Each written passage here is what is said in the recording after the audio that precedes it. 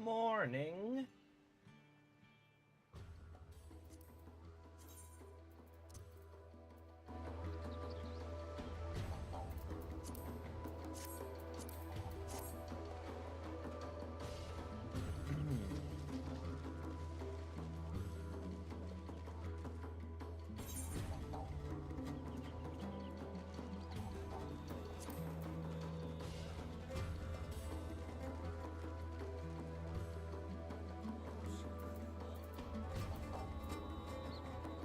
Did I take the next quest here?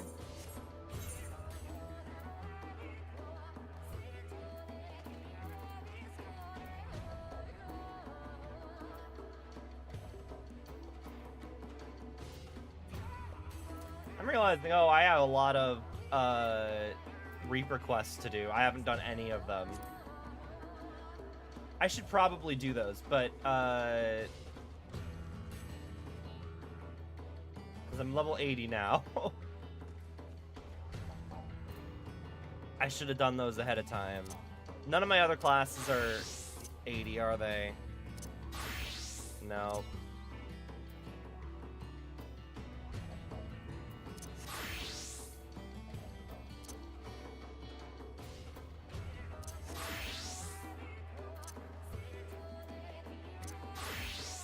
Yeah, nope. Sure, let's go do my class quests really quick.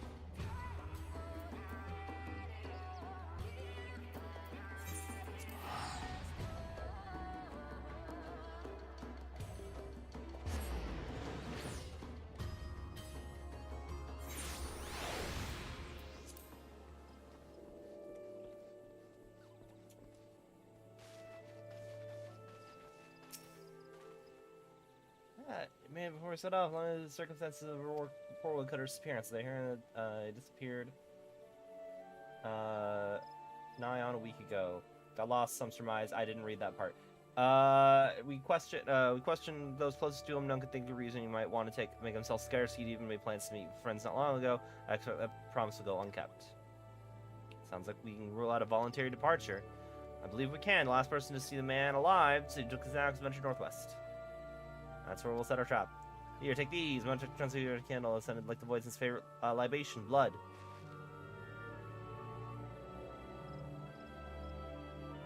Once it's lit and the fumes are wafted through the air, every void sent within 30 yalms will come running. If either sees us, Orcus is,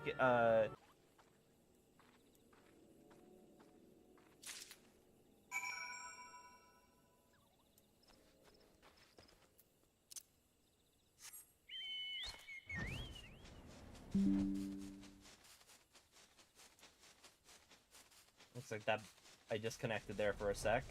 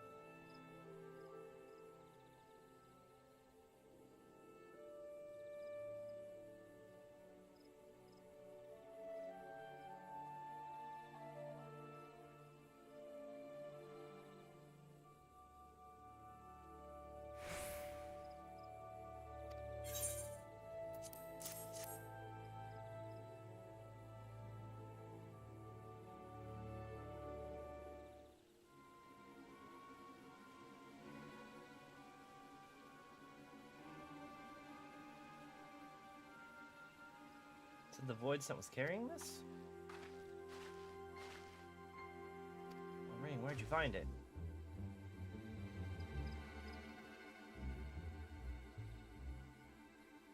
There can be no doubt the Void Scent that Baron slew is very someone that murdered our woodcutter. Are you saying... this is a trap I spotted a shallow grave, hastily dug, poorly hidden. Under a thin layer of dirt was a body matching the description of the woodcutter. Wholly nondescript fellow, save for the mark of a ring removed from his finger. Doubtless the ring was his demise. Shiny baubles are a common fixation for Void Scent. Probably didn't spare a thought over the owner, only the prize. Suppose we can take comfort in the knowledge that it'll harm no one else. Orcus or not, I'd say this expedition was successful after a fashion. I'd appraise the whalers of what transpired. You two catch some well-earned rest. Thank you kindly.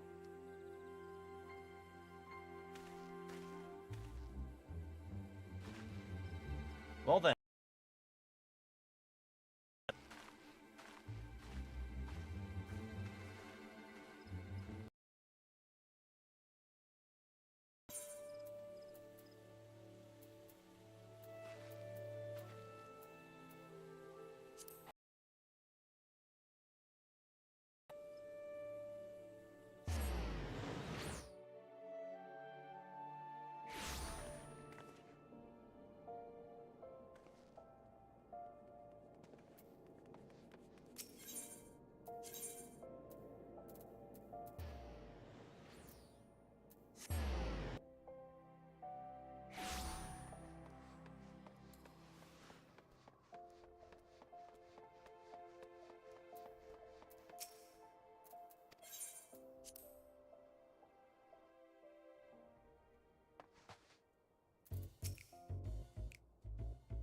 Maybe we didn't get the satisfaction I promised, but sitting here with our head in our hands won't do us any good.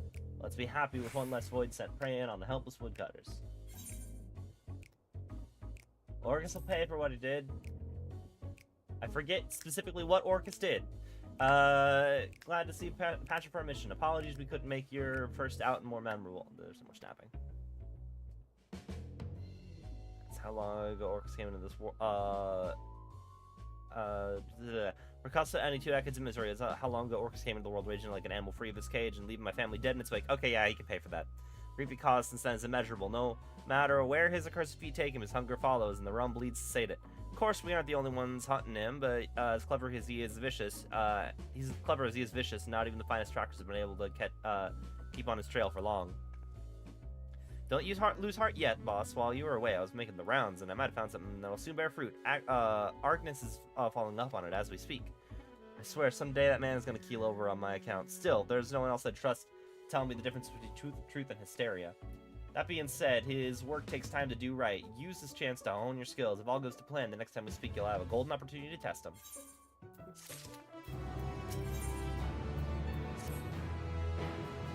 Also waiting on Argnus to come through. There's not much for you to do around here until then, unless you have a knack for cleaning. Herman's good at weeding out promising stories and whatnot, but given the truth of those stories is a craft delicate as weaving, I'm sure you've come to see firsthand how one bad bit of information can lead to elaborate plans coming apart at the seams. I'm actually curious. Do I even get? I'm curious. Do I even get Reaper skills from? Yeah, I do. I do get Reaper skills from finishing this quest line. I guess I should finish it. Dang.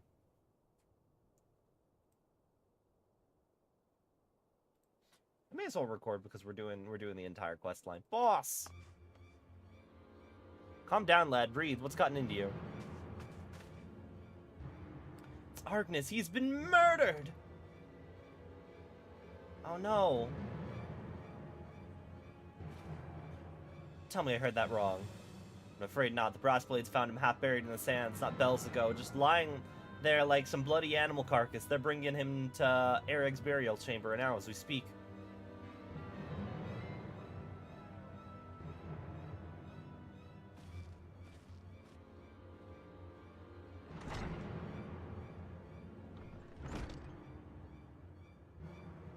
Whoever did this doesn't know the reckoning they've got coming. Before I'm done with them, they'll be begging to crawl back into their mother's womb. We want justice just as much. I want justice just as much as you, Herman. I do, but it's times like these we need to look to the boss for guidance. As you can see, emotions are running high. I should stay here until Herman cools off. Can you let the boss know that we're standing by and waiting for her command? It's not like she, and like it's not she's gone to pay her respects.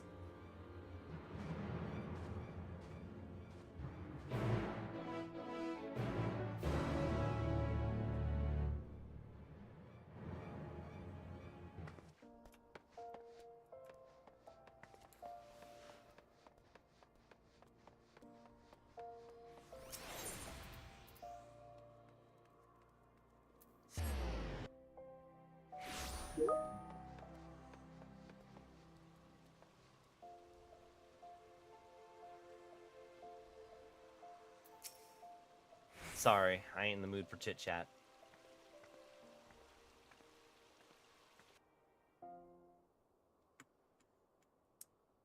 Where's the Bloody Keeper?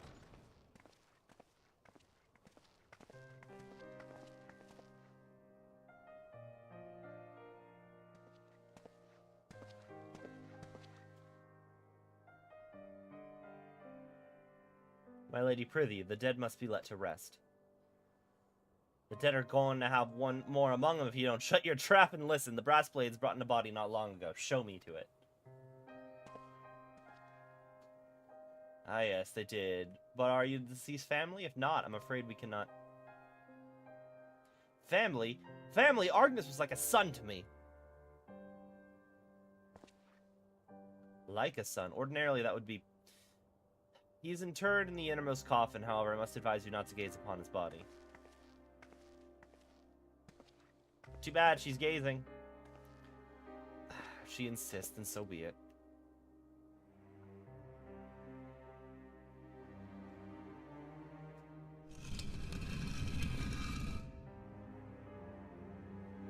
That's damn it. I told you not to go and get yourself... Don't. This isn't for you.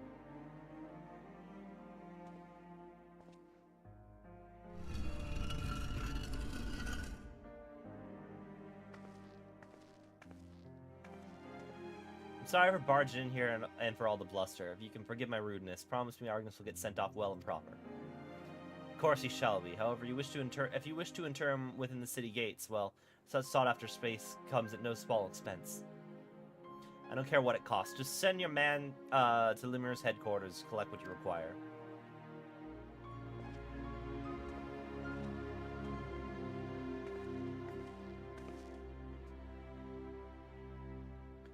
I appreciate you coming to find me, but there's someone else I have to speak with first. I'm heading to Stone's Throw. Come along if you please, but come along in silence.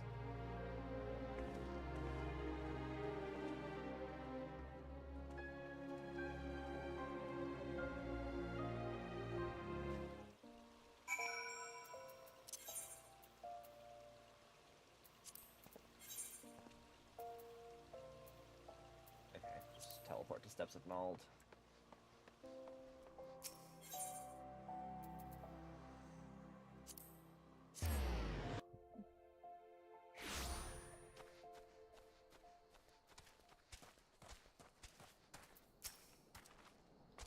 This is where Argnus' dear wife earns her living. Best get this over with.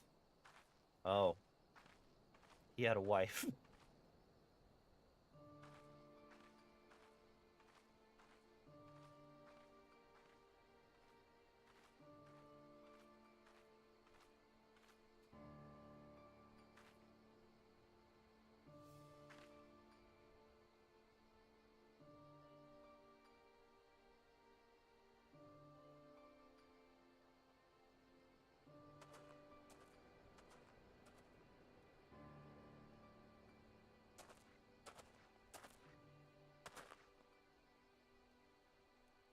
You never forgot.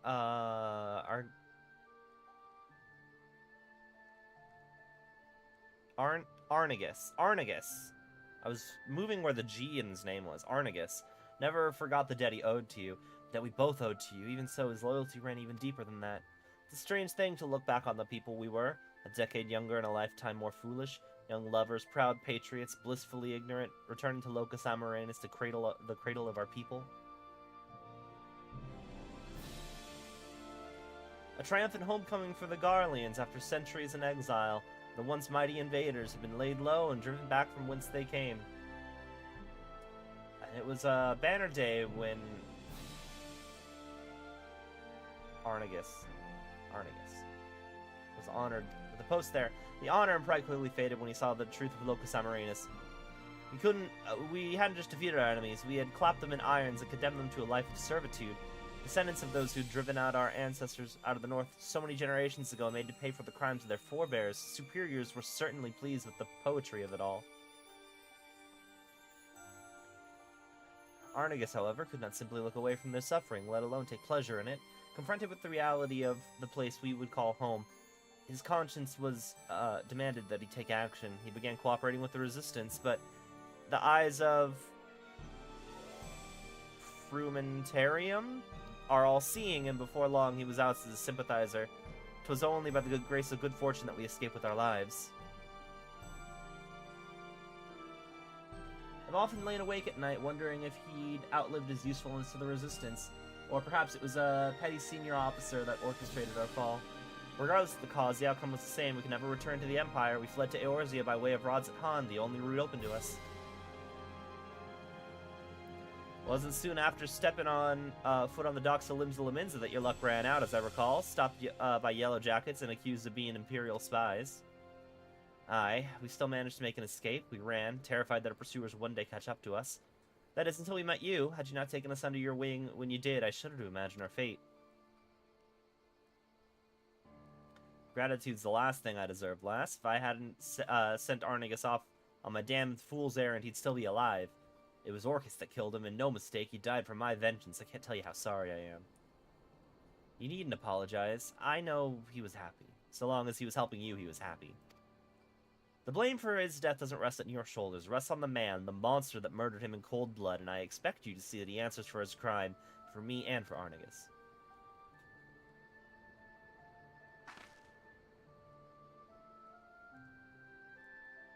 I will, lass. I swear on everything I have to swear.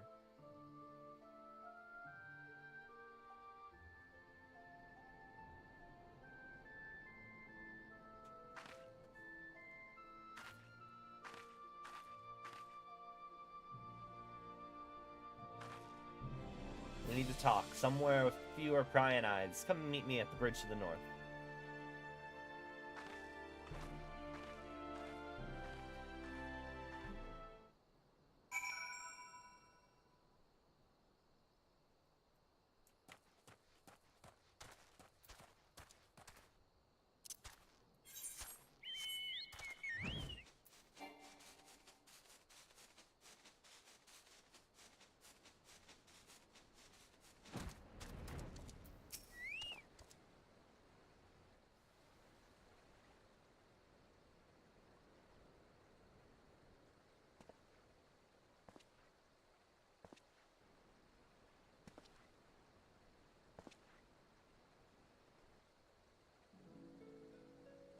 I owe you an apology for not telling you everything about me and Orcus from the start. I dragged you into a fight against a foe that's cunning, brutal, and utterly merciless. I thought with all of us together we'd tip the scales in our favor. But I was wrong, and Arnegus paid the price for my hubris.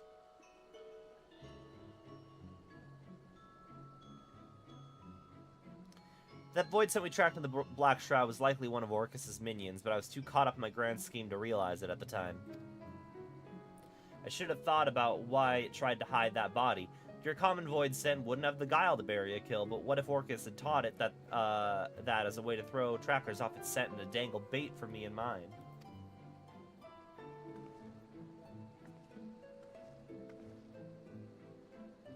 Orcus has used the same trick in the past, and he knows that we know it too. By dispatching his minion, we drew his attention. Arnegus was a warning.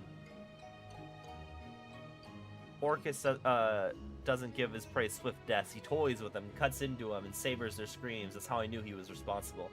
It's like a signature.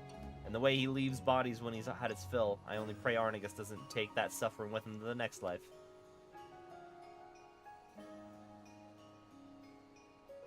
Orcus will be coming for you or me next. Not right away, though. That'd be giving up the game. He wants to keep looking over our shoulders, sleeping with one eye open. keeping our pillow tight. He wants to wear us down without even lifting a finger. And when he finally strikes, we'll be dead on our feet, playthings for him to do with as he pleases. That won't do. We need to bring the fight to him. No more waiting around for a lead to come to us. It won't be easy, but can I still count on your help? Come this, but yeah, far, I guess. I've also come this far, I may as well help. If you got no qualm risking life and limb to fight for Arnigus, to fight for me, then I got no qualm calling you a member of my family.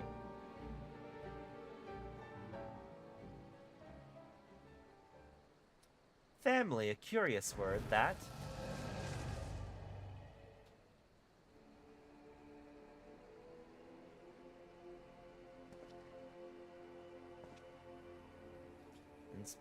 It's him, Orcus. Some persistent rats were nibbling at my tail. I should have known by their stench it was you and yours, Drusilla. Or should I call you... granddaughter? Shut your mouth, you thrice-damned monster.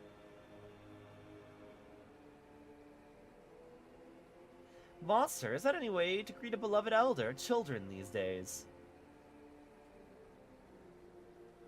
It seems one death wasn't punishment enough for you. A second should suffice for the scant remainder of your being.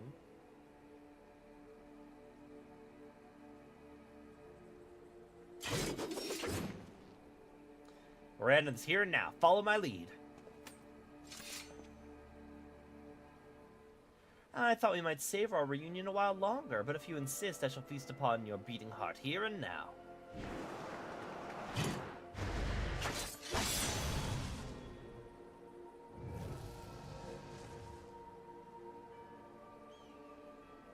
Naught but dregs left in that desiccated vessel of yours. Too long has it been left has the hide been left in the sun.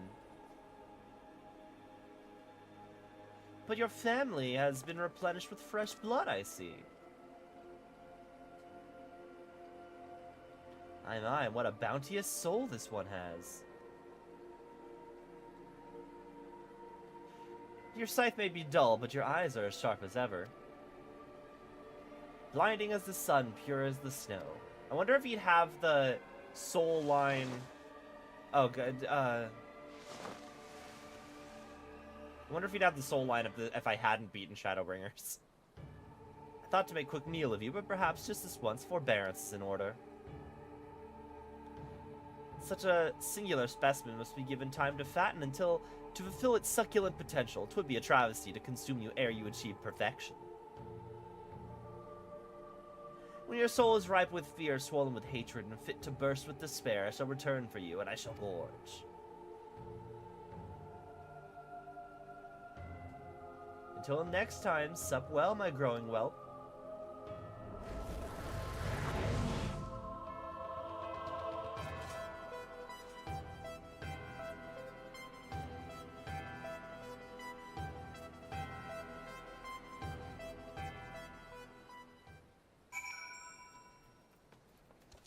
I got the little bat wings. I have to wear this for my Reaver.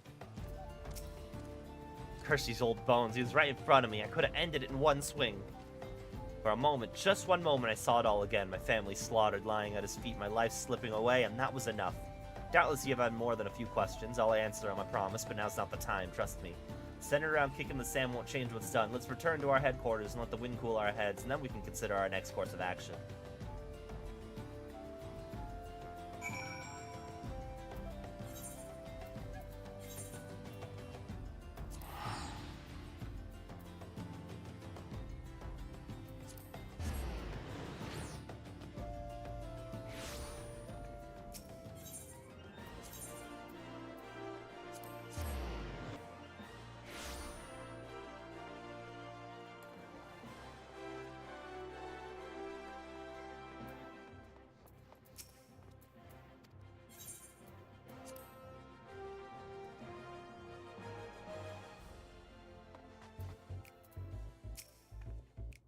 My own fault. If I hadn't stood there slack-jawed, I wasn't so damn slow to be rid of that abomination once and for all.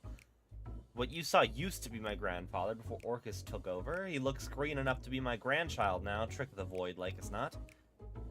It's no secret that if a void scent doesn't want to devour you, it probably wants to take possession of your flesh, but Orcus has a particular talent for it. And as you doubtless surmise, he's got an insatiable craving for ether. Killing is only a prelude to the act of gulping down our essence, like a draught of ale after a day's work. He's old, I can't say exactly how old, and he's acquired a taste for the finer things. Seems your soul counts among the finest he's ever seen. Things just keep getting better for us, don't they?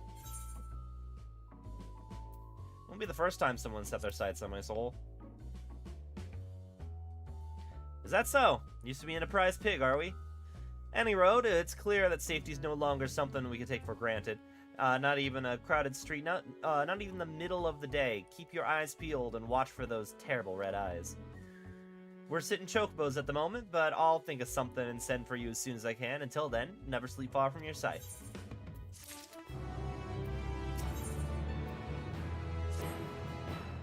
Glad to see Orcus hasn't sunk his teeth into you yet, Baron. Don't go thinking he's given up on trying, though. He's out there savoring you from a distance. Can't resist checking in on his prize. He can't resist seeking out morsels to tide him over till his feast. The reports we received of a man pale as death sulking about in the sands is proof of that. And there's the matter of his blunted dagger. We don't know who sent it, but we do know what it means. It's a warning commonly used by less savory elements in Ul'dah, a warning that the next to be delivered will be delivered sharp and straight to our bellies. More fool them. They've no notion of what we faced and lived, thinking we'd soil our small clothes over empty threats. Let's hope it's nothing more than that, lass, seeing as we need to follow up on these reports sooner than later. Anyone fancy a bit of fresh air? If we catch a whiff of Orcus' foul stench, all the better. I want to show you, I want you to ask around near Blackbrush Station, and I'll head to Stone's Throw. When you're done, meet me there, and we'll share what we dug up.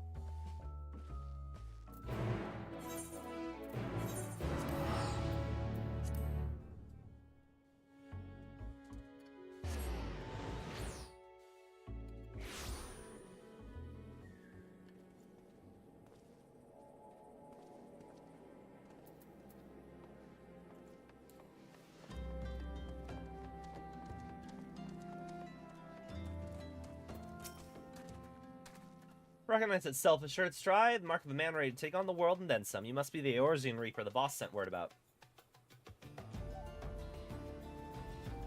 I'm almost disappointed to tell you nothing's amiss. The soldier in me would have loved to see a Reaper in action. I once fought in the Imperial Army, though you wouldn't think it looking at me now. I've served proudly under Lord Valens in my youth until the day you ordered us to use common folk as fodder in some pointless skirmish. I refused and was sentenced to death for my candor. Needless to say, I didn't keep the appointment. Compared to that evil, toothless threats and ghosts are no bother, but the less jaded are more excitable. One lass in particular has been jumping at the shadows. She claims to have seen all manner of terrors, but I suspect she'd be startled by her own reflection. Still, if you want to lend an ear to her delusions, you can find her in Lost Hope.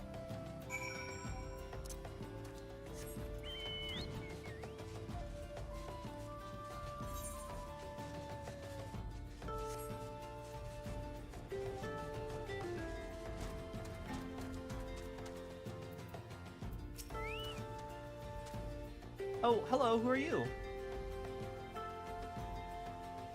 Oh, did Drusilla receive my missive? She sent someone to rid us of this terrible evil waiting in the wings?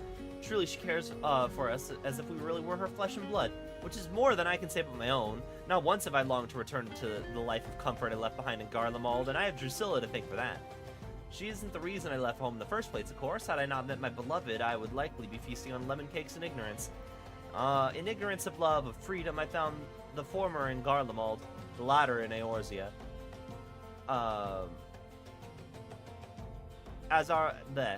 In ignorance of love, of freedom, I found the former in Garlemald, the latter in Eorzea. As our new life blossomed into something beautiful. Not every day has been easy, not even most days, but Drusilla's watchful eye has kept us safe, and our freedom is worth any measure of hardship. Such terrible fear gripped my heart when my beloved told me the pale man he had spied in the sands, but now that the family has come to help, I can breathe a sigh of relief. I'm sure you wish to know precisely where to find the horrid creature, but I cannot help half so well as my beloved might. Seek him in the southeast, and pray put an end to this nightmare.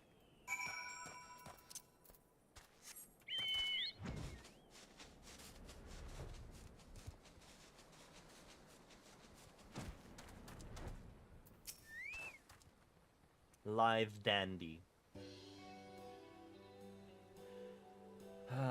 Through doubled mists the hunter doth now tread, tracking the scent of quarry others dread in darkest night. Cry for a keeper. Lo, by your side he walks, the reaper. Apologies for the effusive display, friend. I'm a poet, you see, and cannot resist putting into words the flood of emotions that accompany such a striking figure as yours.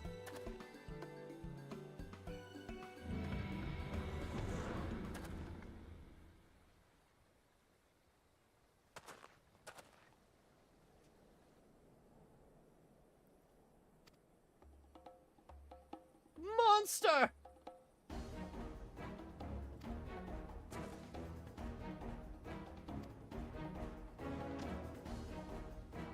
The blood emanating from this void scent is potent and powerful.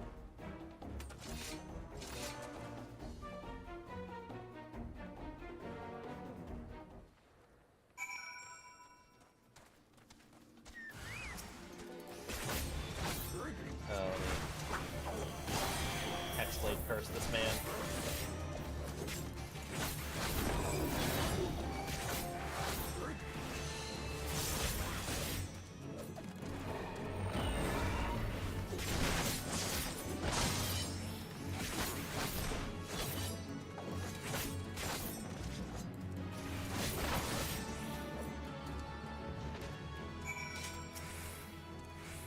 Thank you, my savior, my godsend. Would that I could have aided you, but alas, a poet's pen is of little use in battle. I heard it's mightier than the sword, though.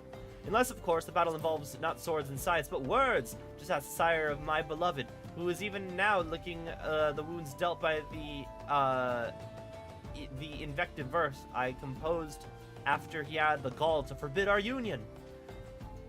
Masterwork of scathing metaphor instead of... Okay, honestly, I understand why he didn't want his daughter to marry you. I get it. I understand.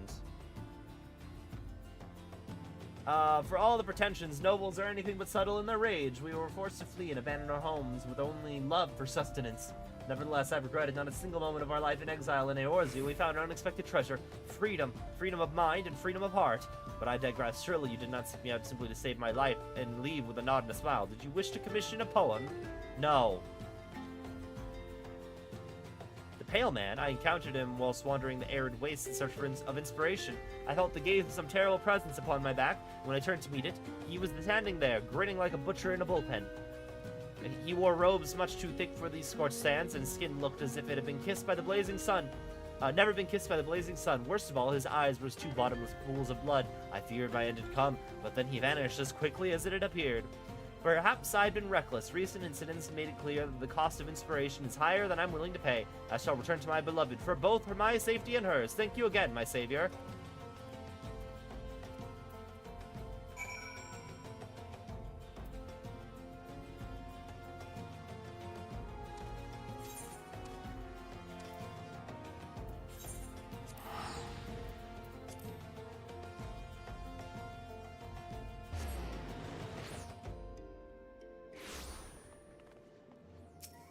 Yeah, no, I get it. You know, I understand why. I understand why your wife's father did not want you to marry her. He clearly did not want this in the family, and I get it.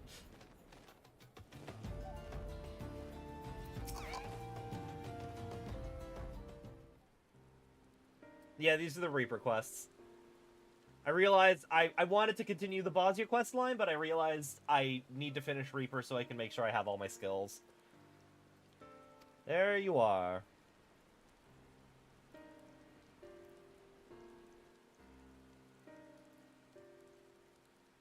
Another one of his accursed minions. Well, I suppose we could take comfort in the fact that none of the family came to harm, yourself included. Well done. Speaking of which, what do you think of this family you've been thrust into? Speaking freely, I haven't lived this long by taking offense at opinion. Speak freely. I haven't lived this long by taking offense at opinions I don't want to hear.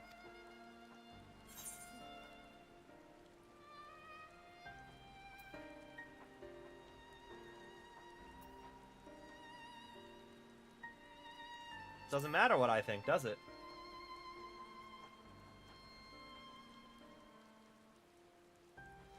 If you say so. I reckon you don't hate us, and that's good enough for me. End of the day, we're just a ragtag band of outcasts unfit to live under the Empire's boot. Yours truly included. Much as some enlightened types might tell you otherwise, people like to have a say in the life they lead. That's what separates us from those bugs over there. Oh, literal bugs. I thought you were talking about Garlemald. Born queens, workers, drones, bred into roles ingrained so deeply that they wouldn't know how to live otherwise, for glory and prosperity of the hive.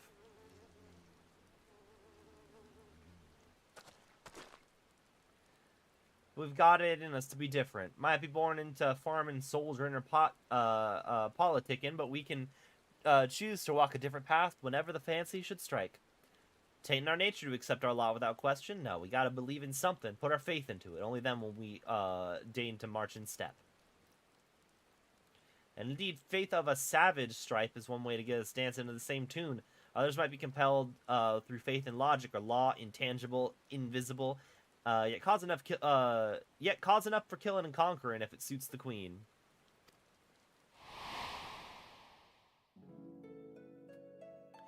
It's my boyfriend. It's my boyfriend. The invaders have sullied our birthright for 8 centuries no longer. We march for Locus Amarinus with a few righteous words as Radiant Solus Zosgalvis whipped the hive into a frenzy. I mean, that man can whip anyone into a frenzy.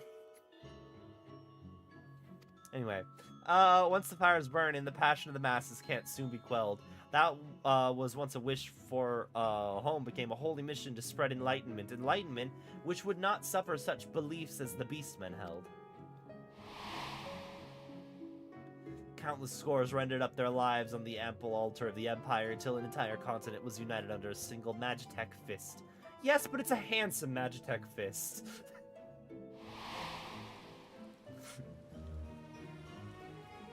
For those who still dreamed of unity, a deed worthy of song, yet some awoke to see it for the tyranny it was, my grandfather Rulus included. The talents of the Reapers are passed down through bloodlines. Rulus was the best of us, the most accomplished and feared in the Order's long history. The duty of the Reapers, our role in the hive, if you will, was to deliver our countrymen from corrupt and power-hungry tyrants. When Garlemald found religion and conquest, his appetite grew to be insatiable. My grandfather pondered this conundrum for many sleepless nights, and came to a decision. He would relieve Solus Zosgalvis of his life. I mean, did you have a gigantic crystal? 20 years ago, he slipped into the deepest chambers of the Imperial Palace, silent as a shadow, until he could hear the Emperor's beating heart. Yet when Rulus returned to me, Solus was alive and well. My grandfather, on the other hand, had a skittishness to his step, and his black hair had turned a pale white. He said naught of his encounter with the Emperor, save that the most powerful man in Garlemald was no man at all. Shamed in his defeat, my grandfather sought greater power. Bit by bit, he gave more of himself over to the void sent behind his avatar. Orcus struck when Rulus was weakest, taking his flesh and soul in one fell swoop. When he was finished, not a mote of my grandfather remained. In that body, there was only Orcus. The fiend flew into a rapturous frenzy, and my family were his first victims. I remember the chill of his teeth sinking in my flesh, gnawing until they reached my very essence. How am I standing before you, then? Orcus gorged on his soul that night, but it wasn't mine, not exactly. It was my avatar that filled his belly. Seems it was all that he could stomach. Some might consider that a lucky twist of fate, but I had little time to ponder my fortune. Fled soon as I was able. His radiance never looked kindly on those trying to end his life or their families. I wandered about for years until I settled here and started seeking out others like me, others who'd awoken from the Empire's dream.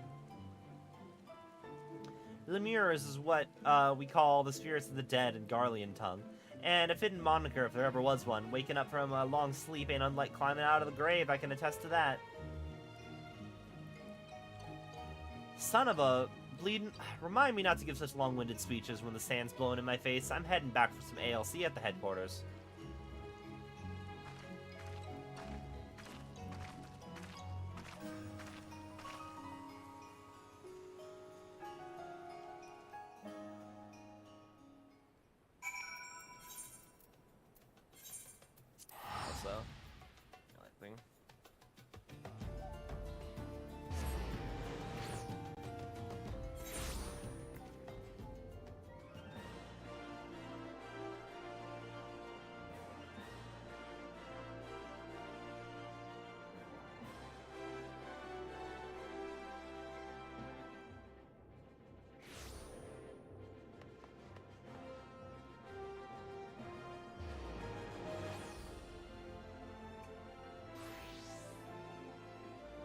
Was not wearing the Asm crystal.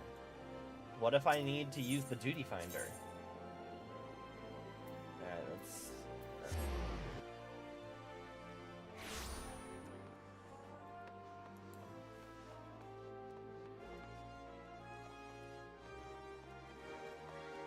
I like how... Yes. Yet another Reaper. Oh, no, you know, this person's a Berserker, aren't they? No, they're a Reaper. Yeah. I like how people know that this shirt is a good Reaper shirt. 11 ain't Baron, you headed in? Yeah.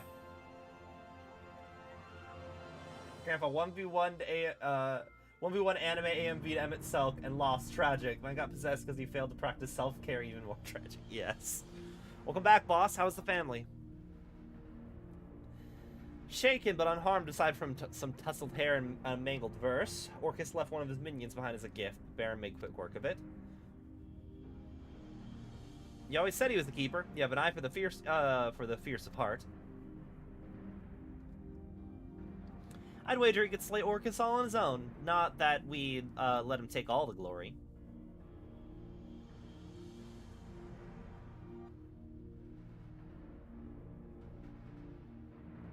Of course we wouldn't. We'll all be there when Orcus tries to take his prize. I don't think we'll be waiting long either.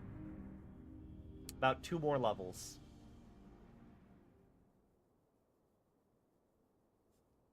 Orcus said he'd strike when Baron was ripe with fear and hatred and despair. Seasonings he's loath to forego. I have an inkling how he might try to draw out those emotions and finish off a half-eaten meal besides. Right you are, Drusilla!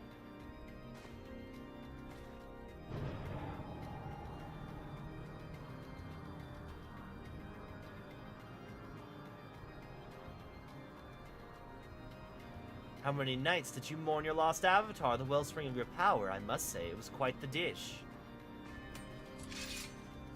She just has a dagger! I think not. Move much as a finger, and her head will hit the floor. I mean, considering that you, insist that... like, not you insist, that they've told me that you enjoy toying with people and torturing them, I feel like that's preferable. I feel like call his bluff and attack. That's what I would do. Ah, fire. I want to see it burn. I want to see it rage. I want to see all that hatred seep into the depths of your soul. I shall make this Drusilla's final breath. Shall I make this Drusilla's final breath or this one? It's so very hard to choose.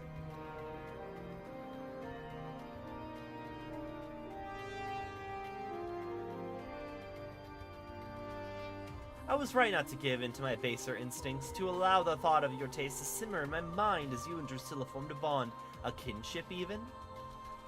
Born from an understanding of her inconsequential ideals that you might better appreciate the bitter loss.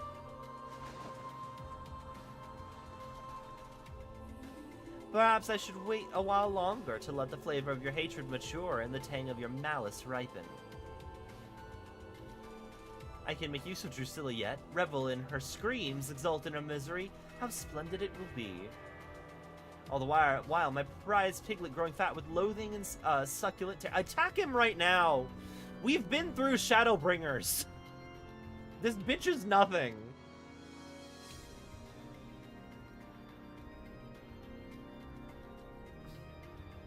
Patience rewards the dutiful gourmand, after all. When your tantalizing flavor is fully matured, I shall return. I shall reap my harvest. Look, again, literally been through this. Literally,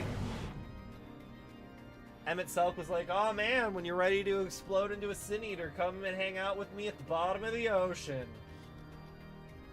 And it's like, dude, let me just kill you right now.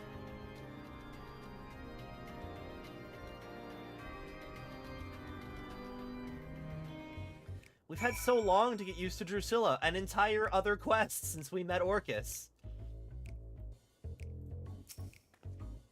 Goddamn void-sent bastard, soulless piece of shite. We need to think.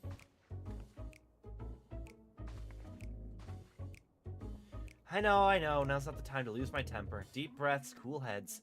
We need a plan. First things first, we find Orcus, out where Orcus is hiding. The rest of the family should be able to help with that.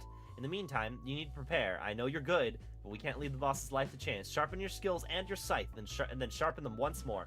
The boss can do naught against Orcus without our avatar. That means you have to do the heavy lifting. Of course, I'll do what I can to afford you an advantage. You can count on that. For Drusilla. You should probably get a second dagger, dual wield and all. Yeah. Yeah, here we go.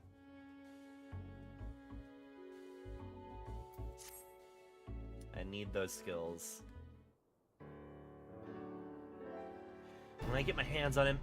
Listen, we just found out where the boss is being held, but I'm warning you, the how of it isn't pretty. The envelope arrived at headquarters this morning. I opened it, and inside was... it was a letter written in blood. There's no doubting whose it was. Orcus is reveling in his own cruelty. The letter said that he's waiting for us in the Dusk Vigil. God knows what he's doing to her now.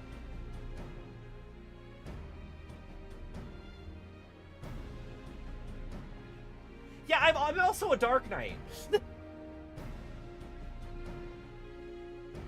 I've already had the persona thou art I am thou moment. Called on every able-bodied member of the family for this one. We're heading out as soon as everyone's assembled.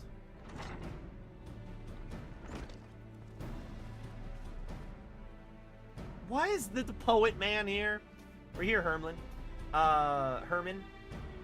The more waiting outside. We're ready to pay the debt we owe Drusilla. With our lives if we must. With souls courageous, hearts hardened of steel for leader's sake, for family's ideal, into the demon's lair they soon shall tread, to end his terror foul, reign of dread. Man, you know, sir, we really don't want you to die. You just have so much value to the family. Why don't you just sit this one out? Why don't you just sit this one out, Dandy?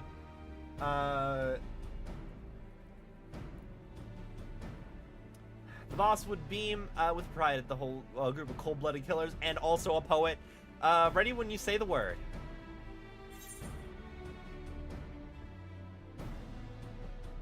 It's a job for a Reaper and a Reaper alone. Well, we can leave. Like, I would like to do this without Dandy. I don't need Dandy. Dandy seems okay with it. How about Dandy just doesn't come? We might not hold a candle to the likes of you, but we've got skills. You need someone to distract Orcus, right? And then you can move him for the kill while his back is turned. Don't tell us to stay here with our thumbs up our arses while the boss is suffering. Drusilla wouldn't want you throwing your lives away. What do you know about what she wants?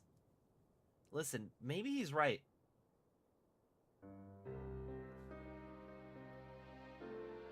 I know he's right, goddammit. Doesn't mean it doesn't chafe. The boss wouldn't trust any man with the Reaper's arts.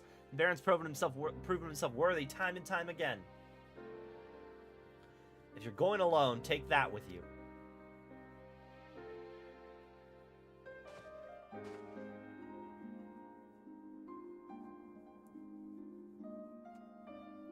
For the boss, no self-respecting Reaper can reap without their scythe.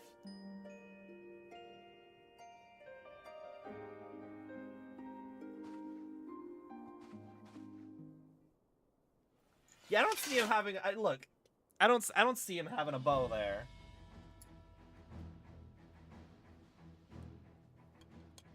Go make Orcus rue the day he crossed into this world.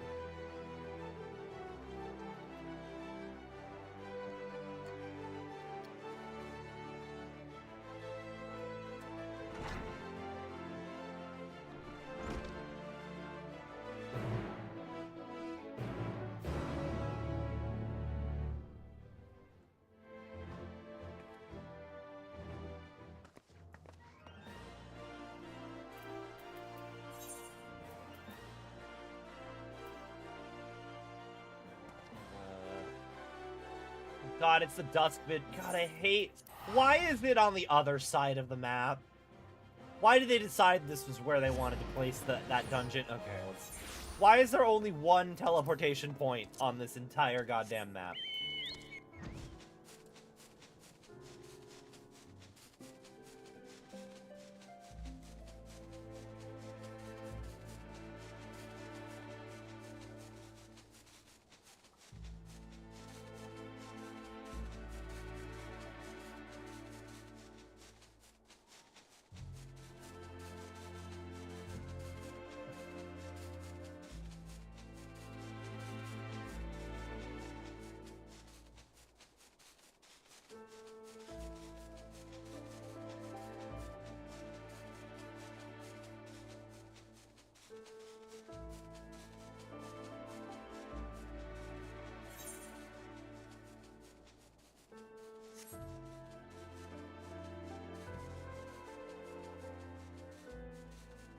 I get it's a frozen wasteland. Could you just... Would it have killed you to add in one more aetheryte?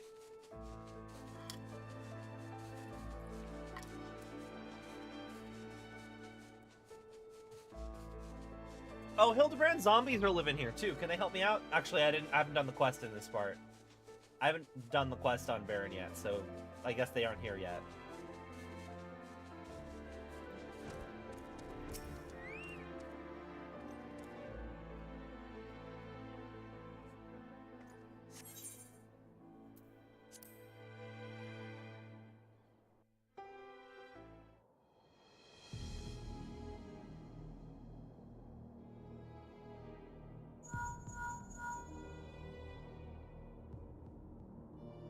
There you are, my prize repast. Come forward. You have a link pearl? Who gave you my link pearl number? Does Drusilla have a link pearl? Have we ever contacted her on link pearl? Who gave Orcus a link pearl?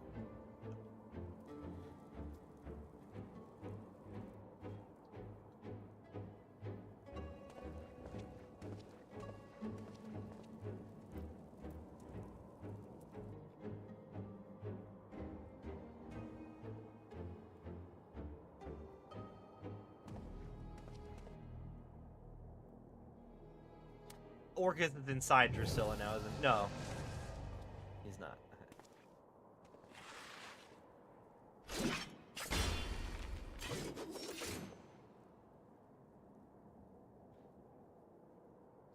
can smell it, your fear, your hatred. Your tender marbled soul, my masterpiece, ripe for the slaughter. Savor every bite, strip the flesh from your bones, crack them open to sup upon the marrow for moons.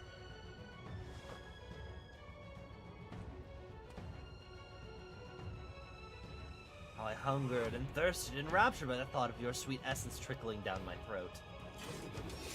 Never have I suffered so in waiting, but in beholding your magnificence I see that I was worth every agonizing pang. I do not expect you to leap into my maw willingly, nor do I desire it. I want you to writhe and struggle into your dying breath.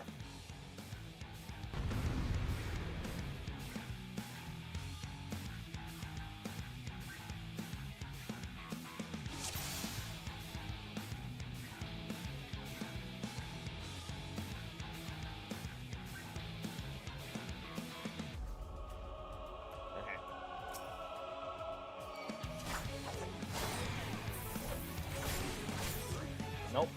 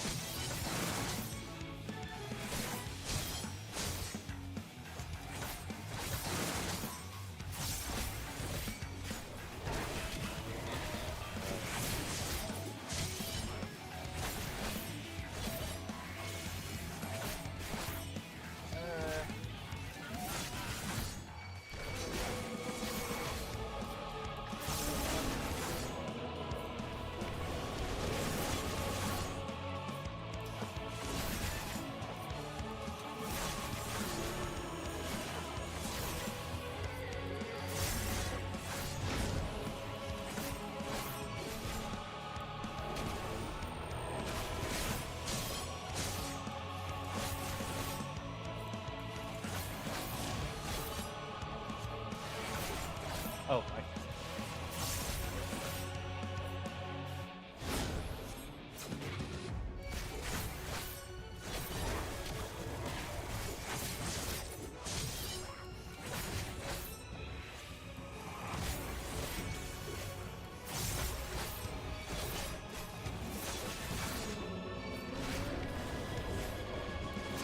oh, I didn't mean to hit that button.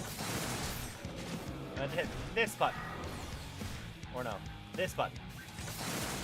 This button. There we go. Fuck. I know what I'm doing. I am fantastic.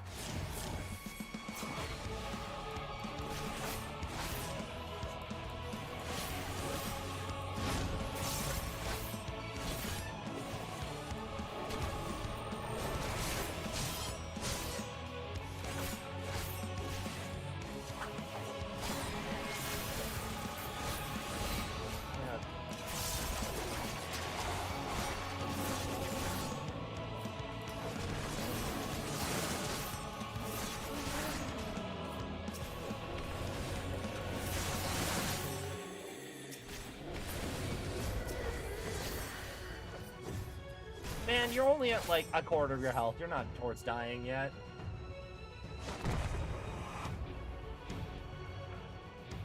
Very good. Defiance becomes you. Though it begins to bore me.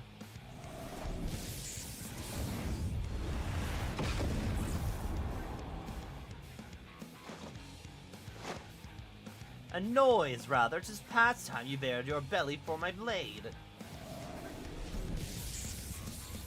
Prey's sole purpose is to satisfy.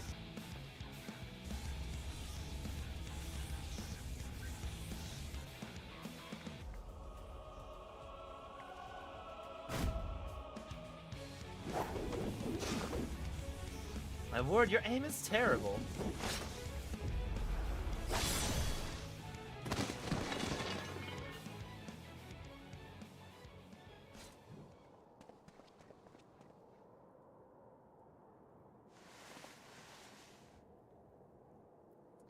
How? There should be nothing left of you.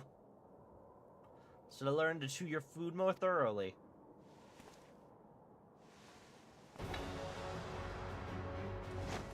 Fools, the both of you. I won't die so easily. I don't want it to be easy.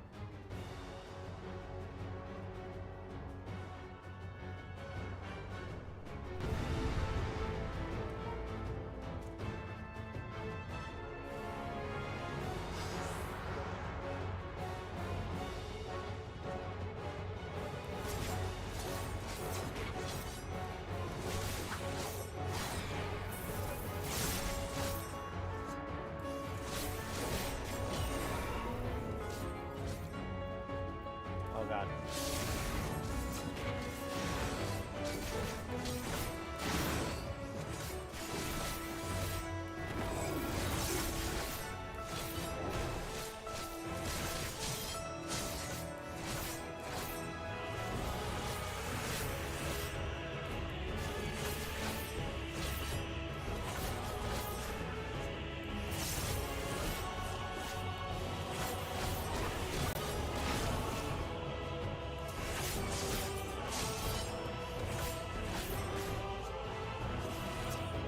Oh.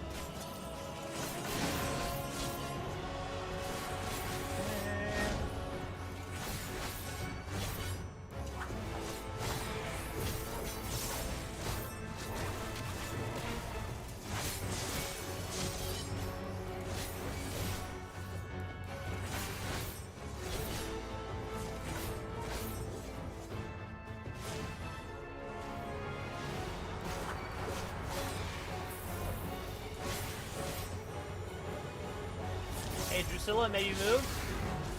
Drusilla, maybe move?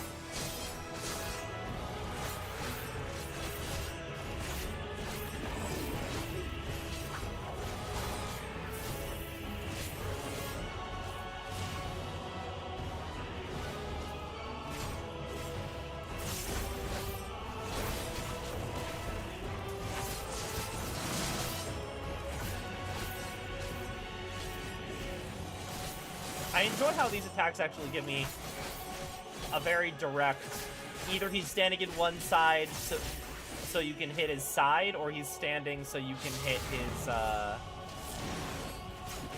or he's standing so you can hit his flank.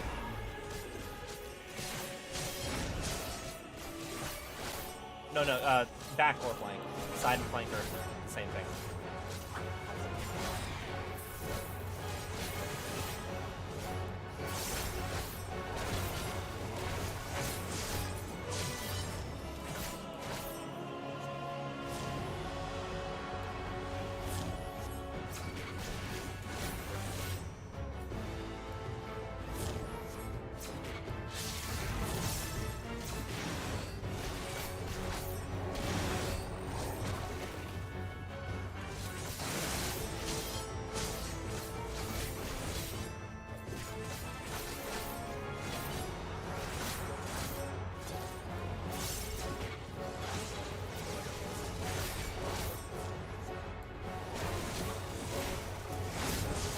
That's a long one. Oh well.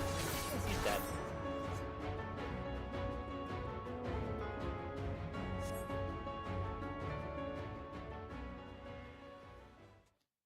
No, yeah, the Reaper is all about directional positioning, which I fucked up many times in this fight, but it's fine.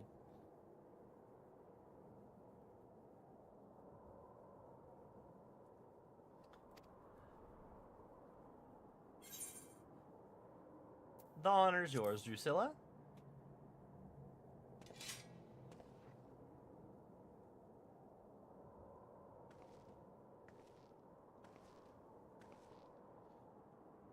Thank you.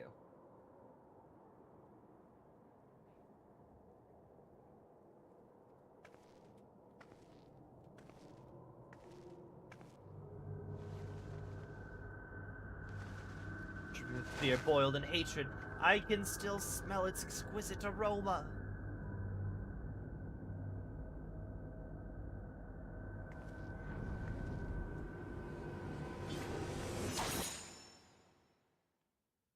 Just a taste.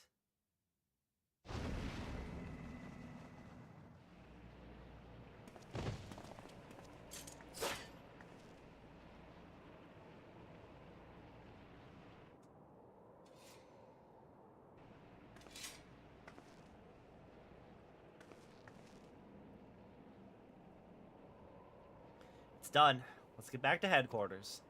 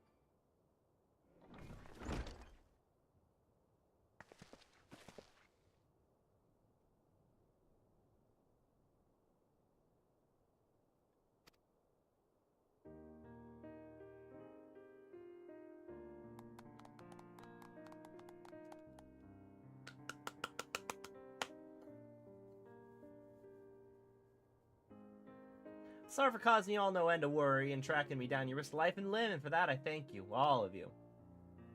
We didn't risk anything. We just sat here praying until you and Baron walked through the door. Please harden yourself, lass. I know each and every one of you would have joined him if he hadn't talked some sense into you. Not much at all while waiting for the protagonist to come challenge them.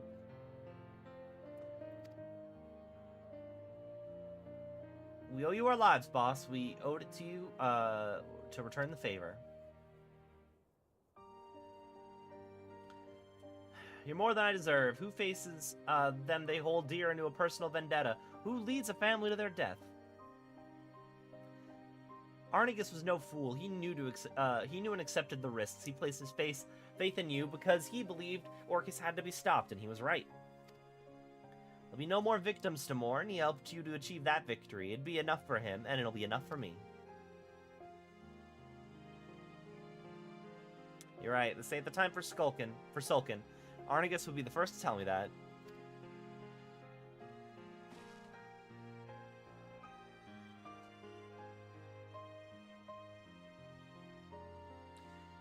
Now it's the time to honor his sacrifice, to toast those we've lost and those still by our side.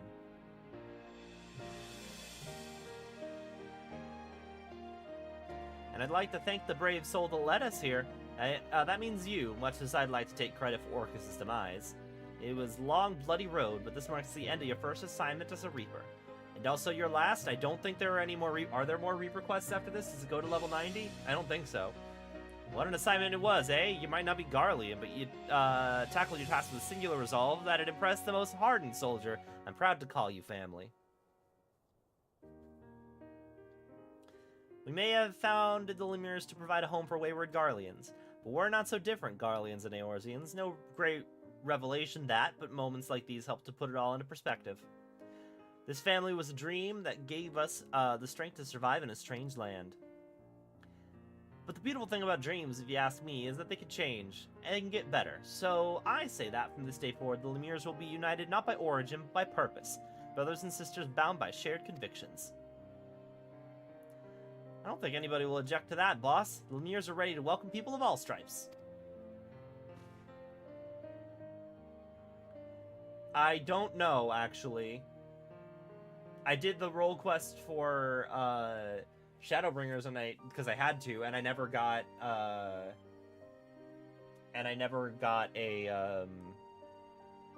quest.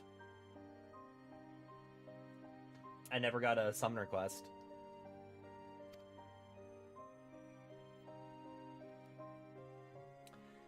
Here's to the birth of a new family, brother. Here's to the birth of a new family, Palma, brother.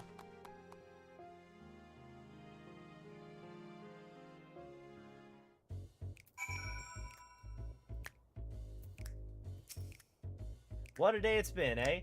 Hope it'll be a while yet before I have occasion to yammer on that much again. Too much talking's liable to put me in a sentimental mood, or worse, make me dewy-eyed. Let's leave it at that, eh? You ever get weary from the weight of the world on your shoulders, know that our doors will always be open. And if you need an ear to bend, or a shoulder to weep on, or a stit bottle to jump inside, I'll be right there, brother.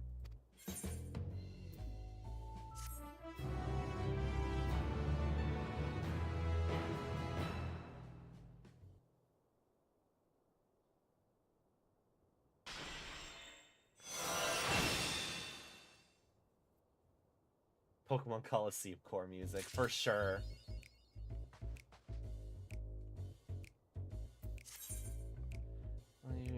Execution of certain skills.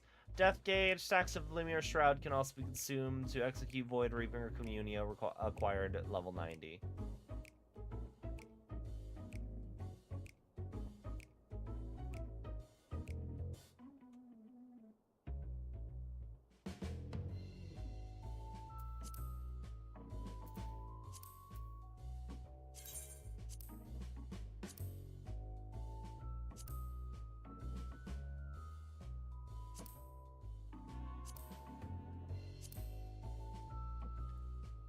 Okay, also, I'm gonna move this back up. I had the progress bar down below.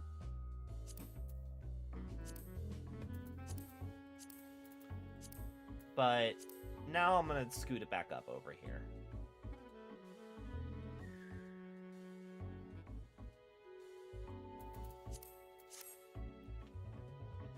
Because for a while I was always looking at my skills. I think it's better to still have it up by the health bar and just bigger.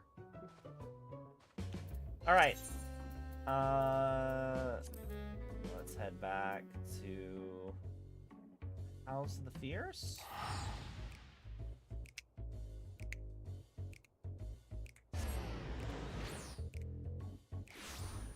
Oh yeah, also what does this skill do? Offers you your flesh as a vessel to your avatar, giving you maximum stacks of Lemure Shroud. And then the Shroud gives me what?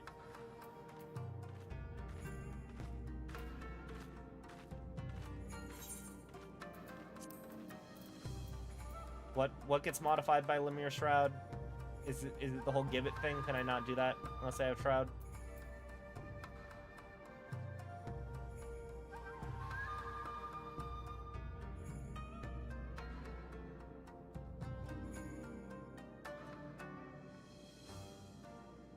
Okay, yeah. It's these things. Okay, yeah. Enables those. Alright, anyway.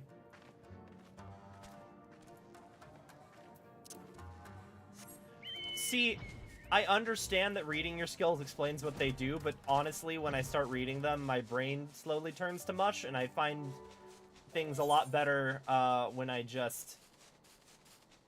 I find things a lot easier to grasp when I just push buttons and see what other buttons light up.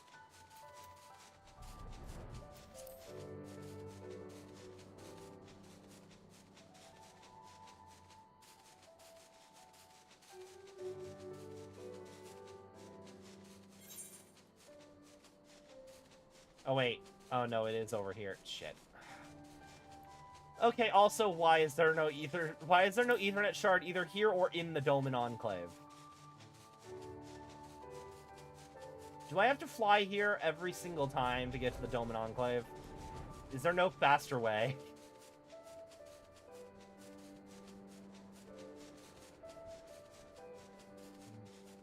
Wait, there is?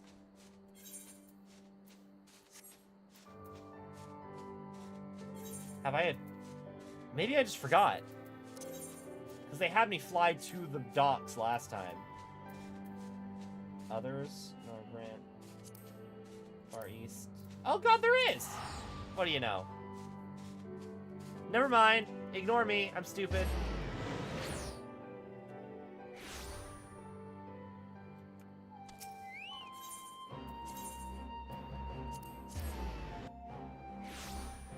Okay.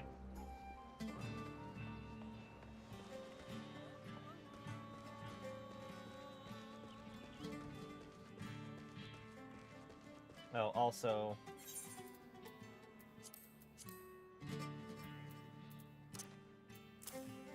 some knockback prevention up there.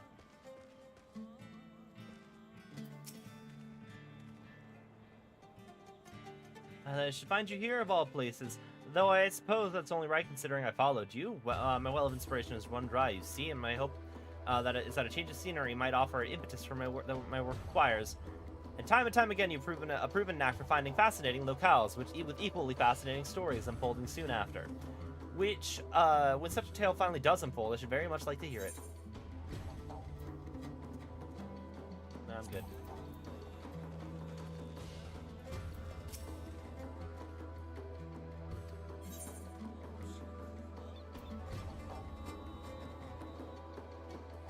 Oh yeah, there's no weapon here. Did I forget. Did I take the quest?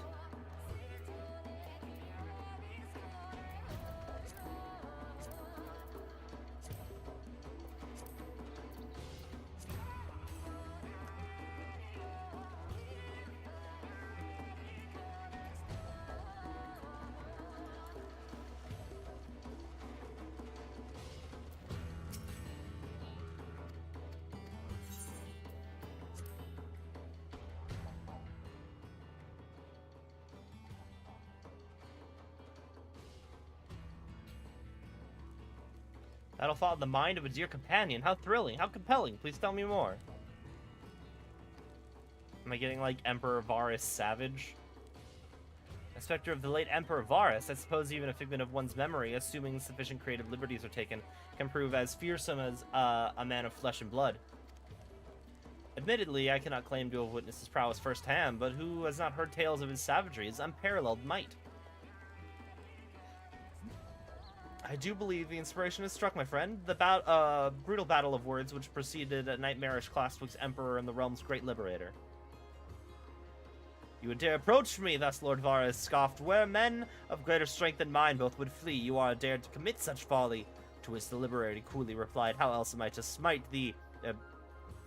Save approaching. An admirable attempt. If I were still learning my letters, perhaps. It seems my prose yet wants for inspiration. Might you humor me with a more detailed account of your confrontation? I require a more vivid picture if I'm to do justice to your deeds. I can't kick your ass without getting closer. Oh! It is! Can we exchange for gear? Another... okay. So I can enter into...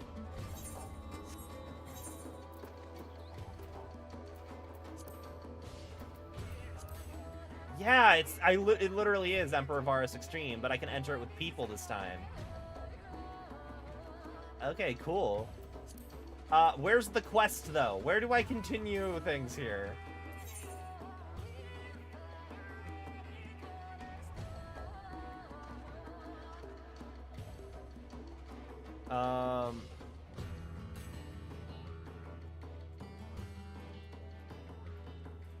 Don't tell me I need to start the quest on a different class. I know you can be in the Bozja front as Endwalker and other classes. Okay. Bozjan's where Eagle's Nest.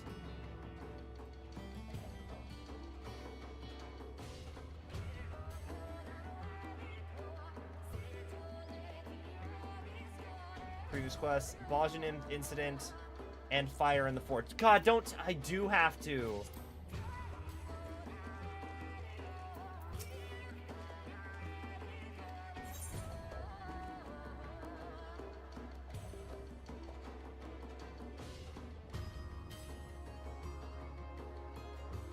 I can't... I have to do it with an earlier...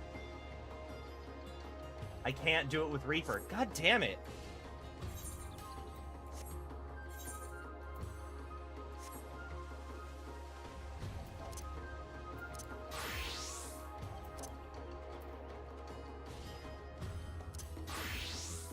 I'll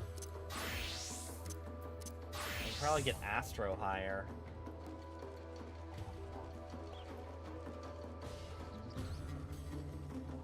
Yeah, I know you can go into the front. God damn, that's so annoying, though.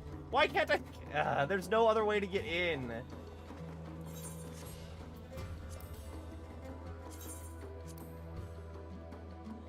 Oh no! Wait, oh, I do want the Arcana gauge up there. Never mind.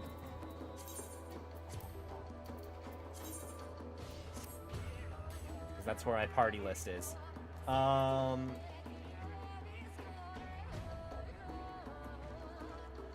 I guess I'll level up Astro or something later off stream, and then I can continue that. All right, well, let's do some Hildebrand then.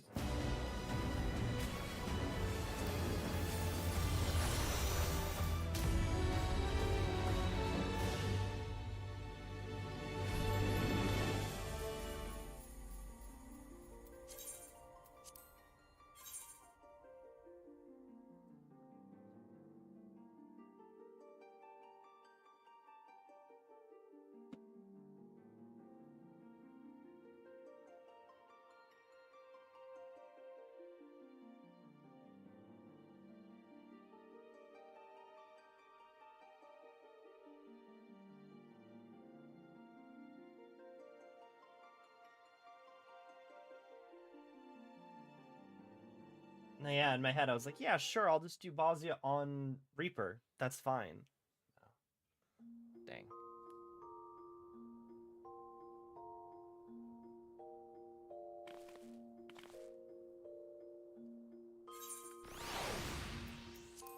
All right.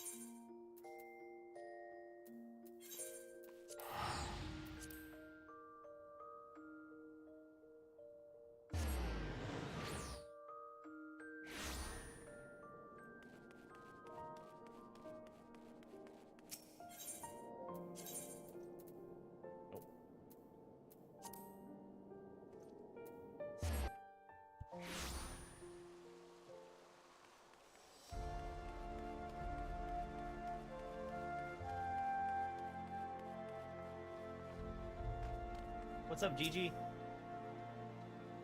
To the very pinnacle of the heavens. Is she adorable? Wait, to the pinnacle of the Gigi, do you know Ultima? Will the world tremble?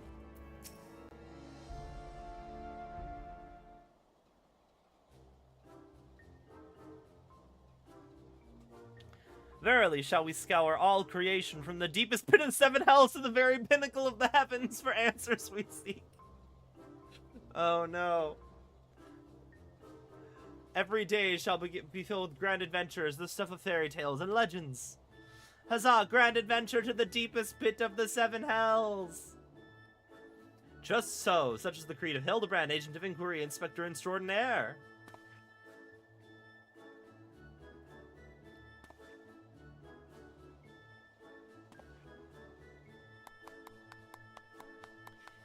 Well posed, Gigi, well posed. I dare say you have the potential to be an exemplary inspector someday. Right, that's enough of that. By the virtue of the authority vested in me by the Supreme Sacred Tribunal of Hellenic Inquisitory Doctrine, I hereby command you to surrender that mimic of suspected heretical origin into my custody. Hello there, and Mavic hello there, Mavic and Inquisitor Seer. Ever the jester, accusing a poor Gigi of being a clockwork heretic when 'tis plain to see he is merely a precious young lad. I mean, he is true. That is true. He's just a little robot. He's just a little guy. There you go again, confusing the poor girl as if those big, beautiful, boxy eyes aren't the soul of femininity. No, I'm on board with Hildebrand. I mean, Gigi can identify however they want, but if they're a reference to the character I think they're a reference to, then it's a boy. Were you not witness to the magnificent display of Mandervillian masculinity moments ago? Though also, yeah, Gigi can just be non-binary. They are a robot. That's because you haven't taught her any better. She needs a proper role model to show her what's what.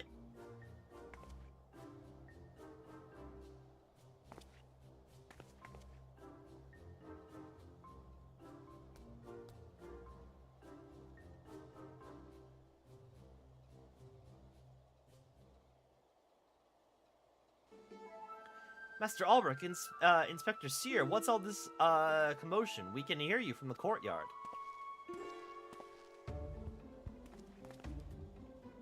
Lord Edmund, my sincerest apologies for the disturbance. I'm come to seize this man, on behalf of the Inquisition, a fact which I clearly explained to the inspector before you arrived.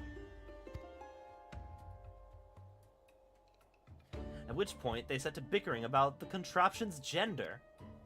It has blue robes and pronouns. What say you, my lord? Do you think Gigi's a boy or a girl? He's clearly a strapping young lad, no? Look, the more you guys go on about it, the more I think the robot does not need to conform to a gender binary. Is the whole world gone mad? Fine. Even supposing this Gigi is a real boy, you cannot deny that the circumstances of its discovery is an miraculous resuscitation are most unusual. He cannot be suffered to roam the city with impunity until the Inquisition is determined that he is not a threat. I beg your pardon, miraculous resuscitation? Godbert did some stuff.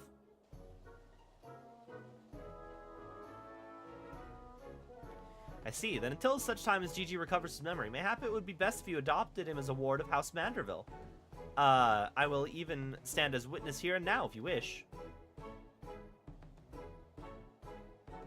Adopt? That would make me Gigi's father? Oh god, I don't trust Hildebrand as a father of anything.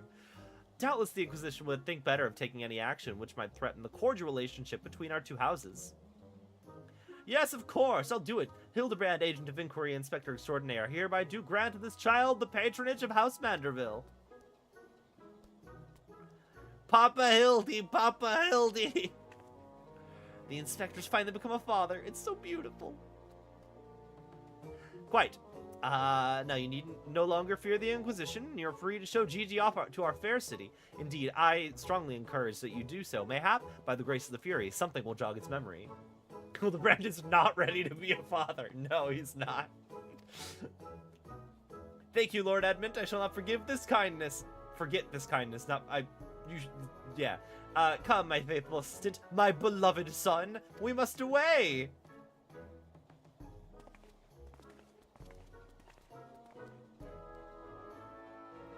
Helone, I would not presume to question your great design, but confound it all. Mayhap I cannot detain the mammoth, but I am still within my rights to observe the blasted thing.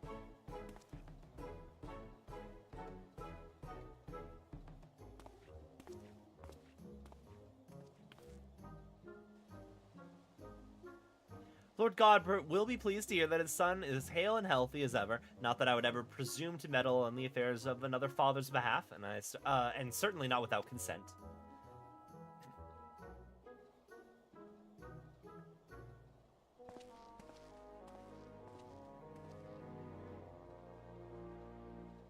Inspector Fatherbrand.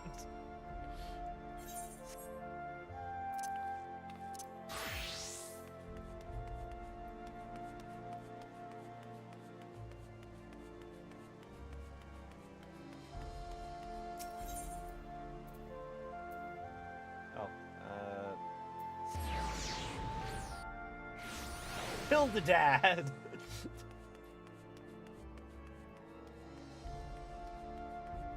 Okay, so I had a conversation with friends earlier about whether or not Hildebrand qualifies as a himbo. He definitely meets the dumb of ass requirement. I have questions about pure of heart purely because he seems to have quite the ego on him. Like, I'm fine with qualifying Hildebrand as a himbo. I just don't... I think he's a little too self-centered for me to consider him to be pure of heart. I think he's just stupid.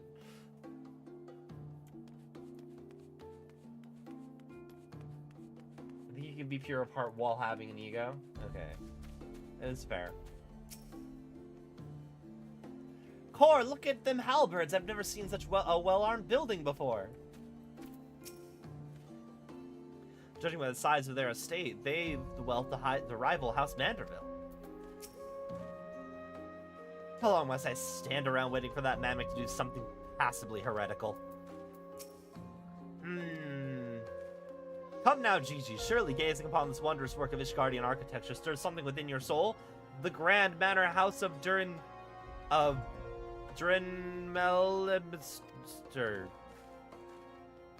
Pray do not fill the mammoth's head with such nonsense. That is supreme sacred tribunal Hellenic inquisitory doctrine. I should know. I work there. Furthermore, I am certain that there is no House Durinmaldstart, and that is a rather ludicrous portmanteau of all. Oh,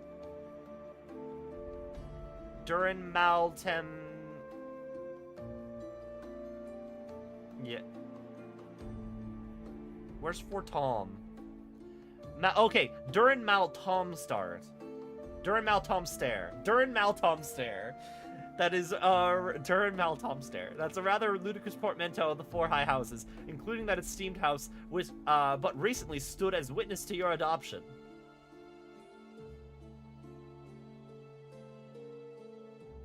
I wouldn't, but, like, I don't think Goku has an ego. I don't think Goku's ever trying to do something for himself, or like make himself look cool. Hildebrand constantly is trying to make himself look cool. I do think that he qualifies. Like, I'm fine with him qualifying as a himbo. I'm just saying that I've briefly considered, like, he might be on the fringes just on that qualification specifically. No, nothing. I say, rather than parading him before the grandiose, why not give him a taste of something more prosaic? Let us make our way to the holy stables, that he might bask in the singular sights, sounds, and smells of Ishgard's famous chocobos.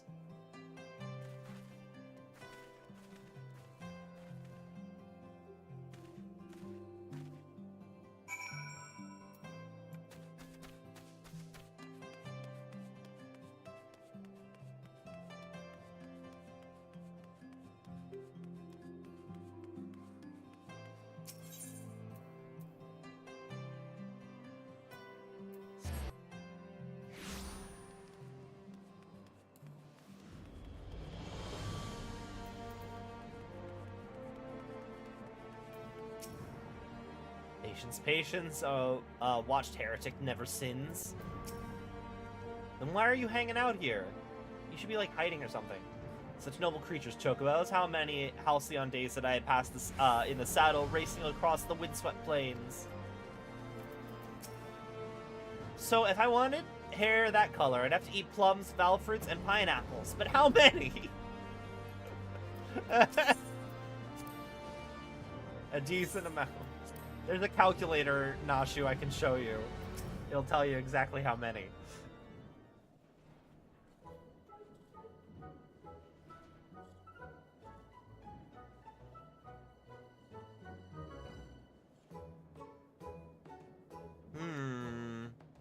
Splendid specimens of horsebird flesh, would you not agree? In horsebird flesh?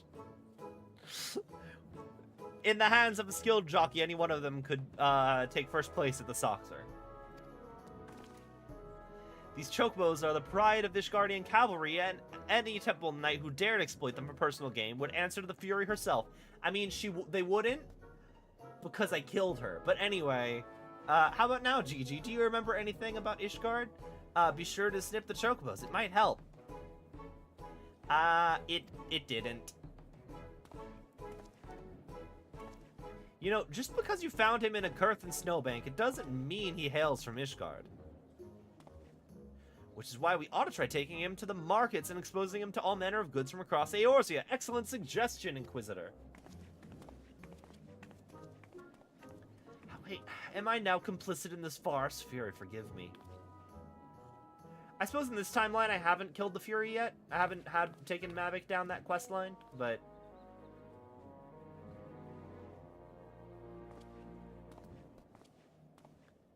I want one, I want one! Buy me a chocobo, please, Father!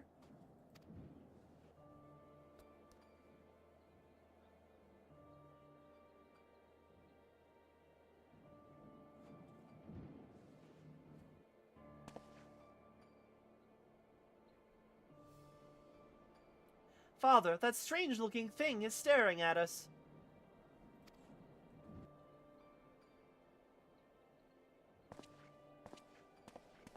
Okay, I was worried that they were gonna try and steal him.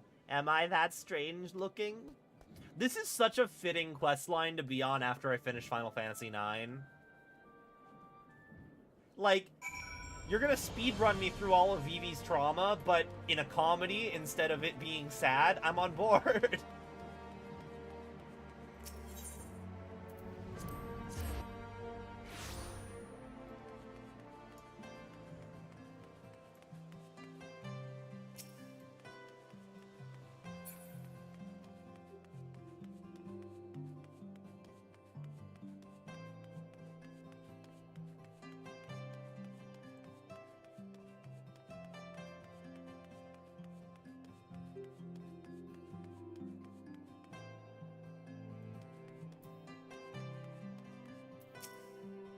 What if I picked one with my eyes closed and gave it as a name day gift to myself? Ooh, I wonder what I'd get me. These goods would fetch a high price in Ul'dah. Receive your orders, detain your heretic, meet your quota. Fury, take me. It used to be so simple. You shouldn't have a quota of heretics, okay? Ideally, there are no heretics.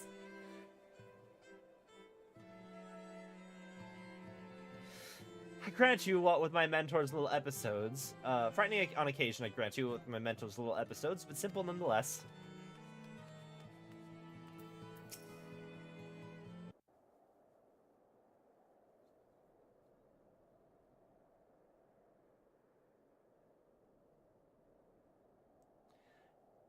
Why bother? It's no use.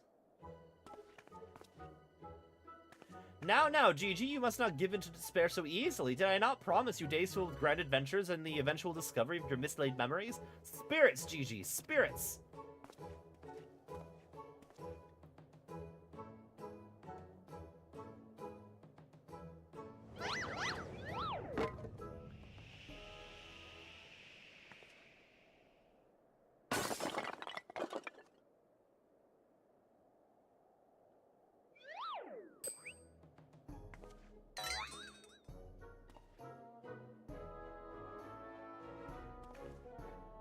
My word, a vase flung to the ground with reckless abandon. Could this be the opening salvo of an indiscriminate campaign of vandalism? One waged by your wild gesticulations, perhaps. At least look before you strike a pose. The gods only know how much that vase cost. 123,504,000 gil at last assessment. 'Twas over 700 years old and graced the homes of a dozen archbishops, 8 counts, 2 lord commanders, and 1 duke. 100 million gil? Oh, Halone, why have you forsaken me?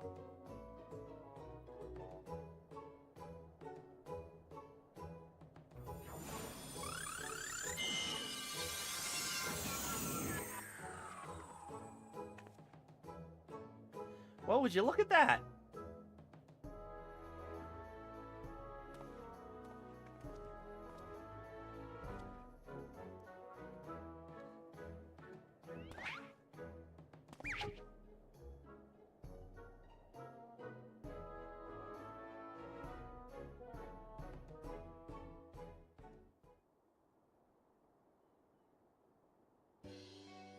It's a miracle, nay, the divine intervention of the Fury herself. Did I do that? Gigi, my boy, that was marvelous. You're a born artisan, just like father. Papa Hildy's papa? Your grandpa Godbert, the man who woke you with a few gentle taps of the noggin. You wouldn't believe what else he can do with that hammer of his. Why, some folks say he wields the very powers of life and death. Once he and the missus came back from their tour on the Western Highlands, I'm sure they'd love to see that trick of yours. Do not demean this mammoth's power as mere part of the trick. We just witnessed a miracle, and I demand that you all acknowledge it. This mammoth. Sir, I say 100 million gil for the mammoth. Nay, 100 million gil and the Duke's priceless vase. My word, is this what passes for trade in Ishgard? Gigi is my flesh and blood. I will not sell him at any price. Please, Papa Hildy, no more. I know you mean well, but you can't deny the truth. You can deny the truth no longer. I am a mammoth. Whatever has gone into you? You're my son. You're a Manderville man. Listen to your papa, Gigi. You're a Manderville girl through... Guys, please. Gigi can be whatever they want to identify as. Stop it, both of you. You're not my papa or my mama.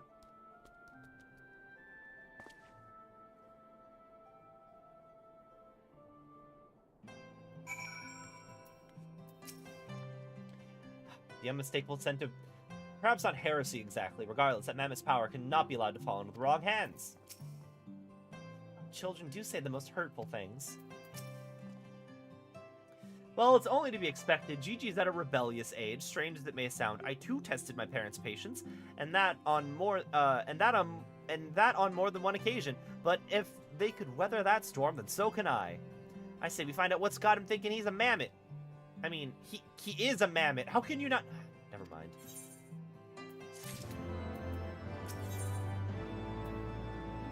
Hildebrand knows in his heart that love transcends dimensions of time and space, definitions of man and machine. Of course, the course of fatherhood never did run smooth, but I, Hildebrand, guardian of Gigi, doting parent extraordinaire, shall find a way to overcome this trial and be reconciled with my beloved son. That's the spirit. Solving a simple case of childhood rebellion should be easy for a man who's unmasked thieves, defeated duelists, and led armies of the undead. Yes, it's all very... What was that about the undead? Actually, don't tell me. For now, all that matters is finding that mammoth. We should begin by speaking with the sentry stationed at the city gates and the airship landing. If, Fury help us, he has left Ishgard, we need to know about it sooner rather than later. I will visit the Ark of the Worthy while the inspector and his assistant head to the airship landing. You can question the guards near the gates of the manufactory, after which we will regroup and share our findings. Dismissed.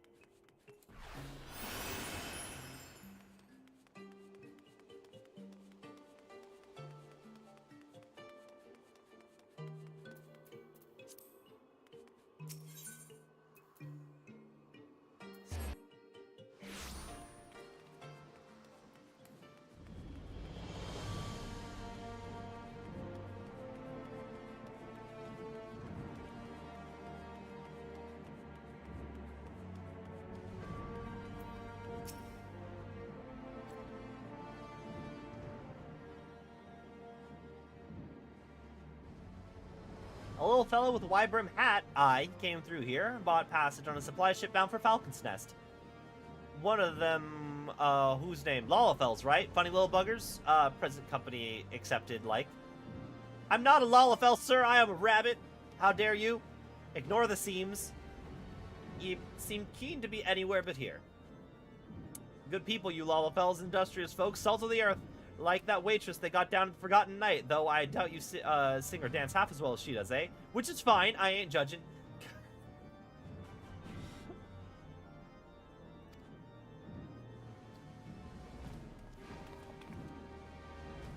Well, if Gigi left the city, it was not by the main gates. And the sentries at the airship landing have seen no one matching his description. Falcon's Nest, Fury, take me. We must return to that freezing pit of despair.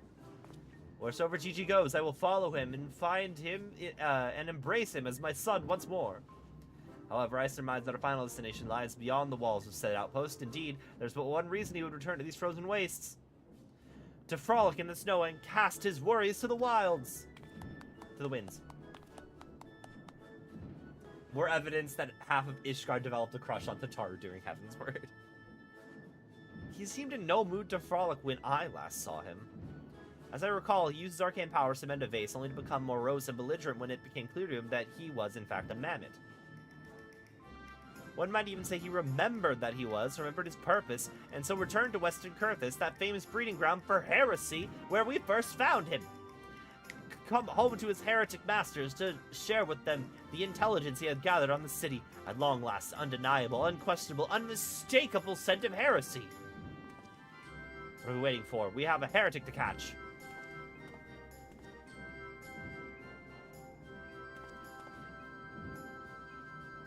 Inspector, I'm starting to think Inquisitor Seer might not think very highly of our little girl.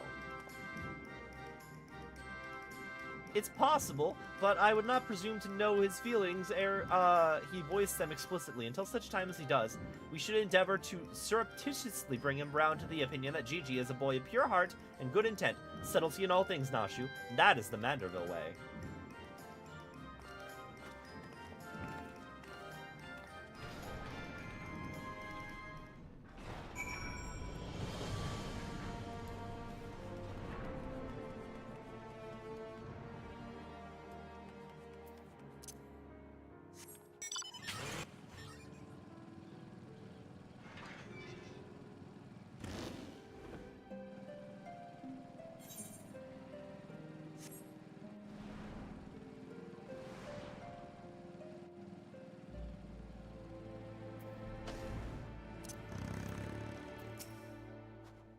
Aw, even her footprints are adorable. They almost look like they were made by one of those clockwork mini. God damn it.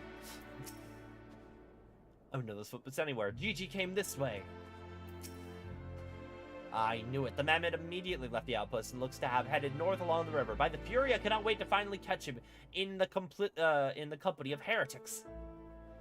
I don't much like your tone, Inquisitor. If our baby girl ran afoul of any heretics, she'd look them square in the eye and tell them that she doesn't want any. Hey, Inspector, I think I have one of those moments, of insight. Maybe Gigi came out here to find Lord Godbert. I did tell her Grandpa might like to see that trick of hers. Brilliant deduction, Nashu. You must be eager to meet his grandparents. The selfsame ones he renounced when he declared you were not his father? Ah, what a fine young gentleman eager to explore his heritage. Let us make haste, my friends, for a reunion of 3 generations of Manderville's beckons. I really can't be bothered.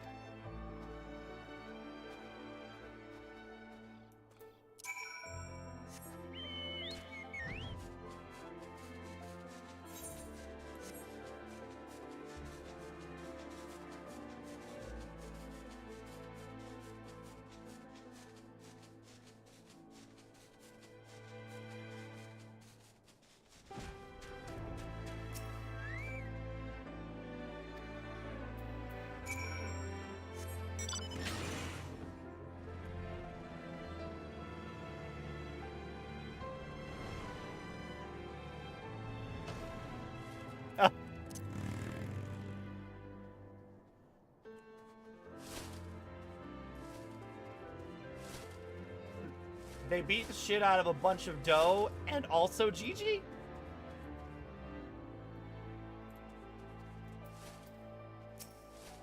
And it lies motionless in the snow, fragments of ice stuck to his cap, suggesting the impact of something small and round having traveled at high speed.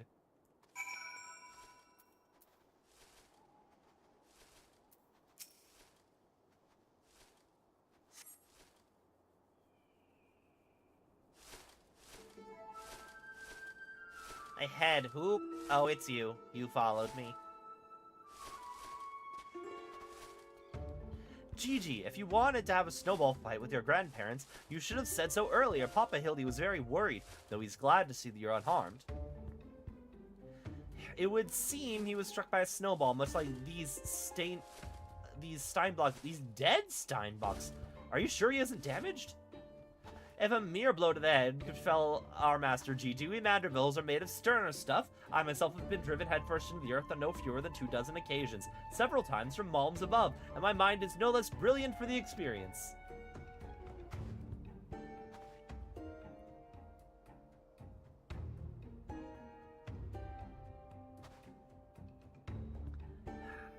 I expect the earth was no less brilliant for the experience either. Why are you nodding? Oh. He's behind me, isn't he? He's behind me, isn't he?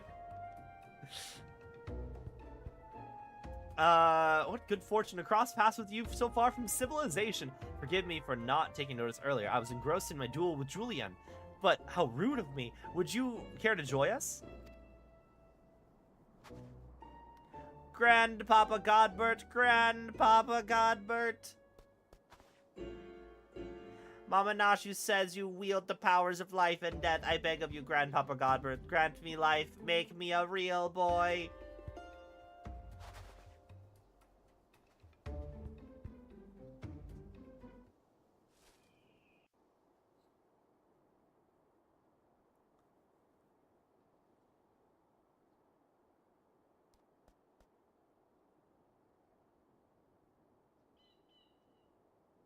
Are you sure about this, son? It may sting a little. I will endure whatever I must to become a real boy.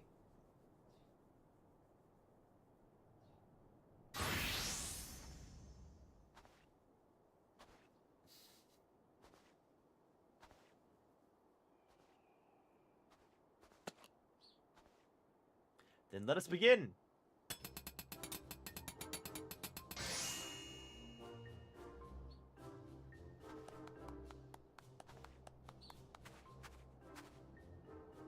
This body is everything I ever wanted. It's perfect. Thank you, Grandpapa Godbert. Thank you.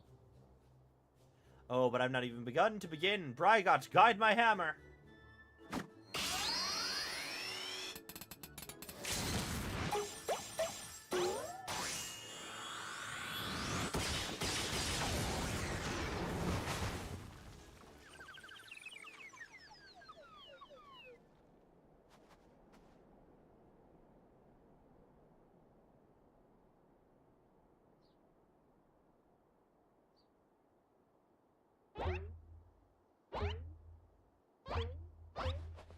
Oh no, is he swole? He's swole now! Papa Hildy, I'm a Manderville man.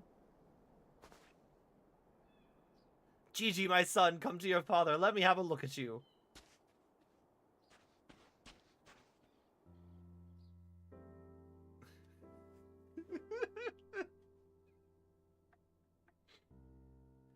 Papa Hildy.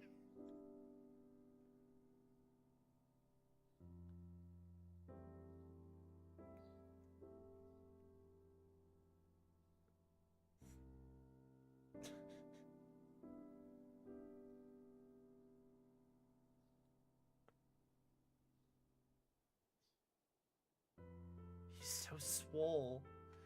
He's so swole. Oh god. Is he gonna punch him?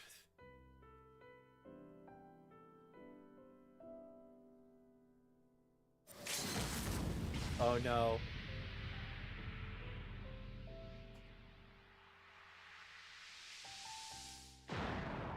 Oh god.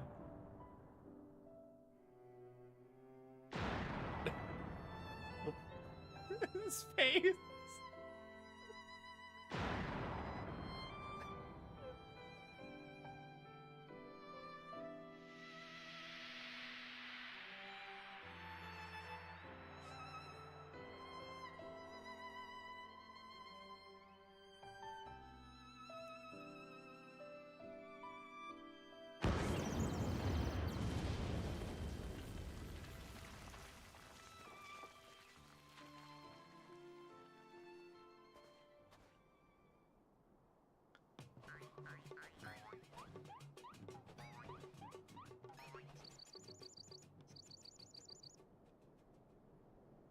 That brings back some memories. Papa Hildy, oh dear, what? Who could have done such a thing?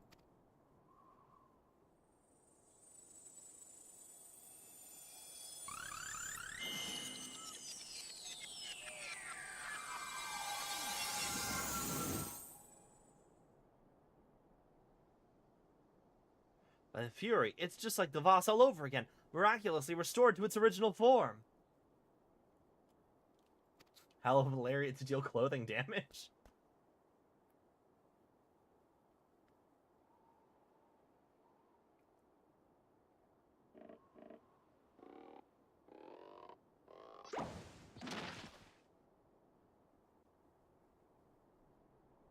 GG, my boy, upon further consideration, I believe that this body may suit you best. It is, how shall I put this, more manageable. And much more adorable. But how can I ever be accepted as your son if I remain a mammoth?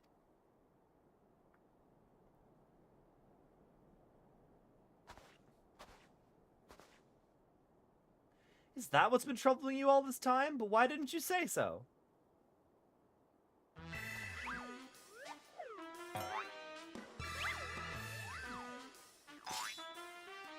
A Manderville is more than mere flesh and bone. He is vigor, compassion, honor, a gentleman for all seasons. Be you man or machine, it makes no difference. They call you a mammoth, you look me in the eye and say, nay, I am a Manderville mammoth.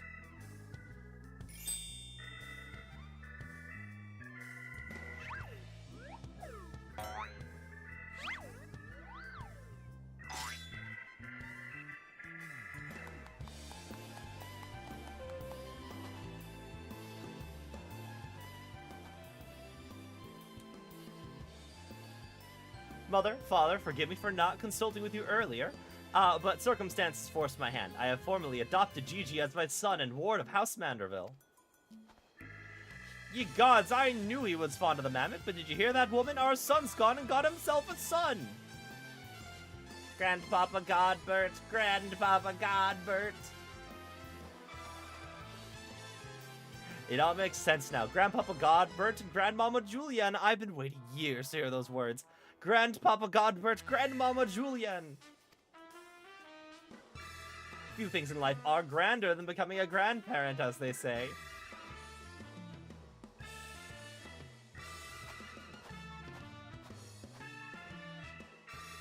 She's been very quiet about all this.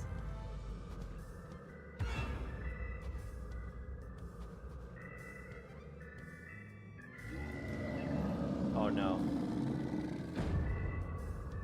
And what's so bloody grand about it?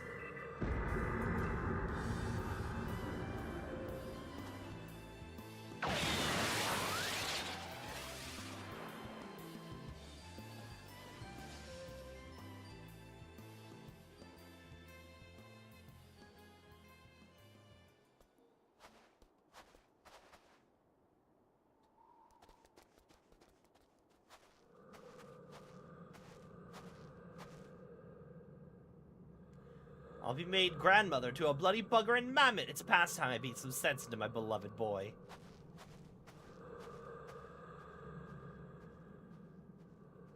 Fury take me. I'd heard tales of dark nights before, but no, it can't be. I think it was something far more worse. Heretical, like as not, but rules be damned. I'm not risking my life to find out.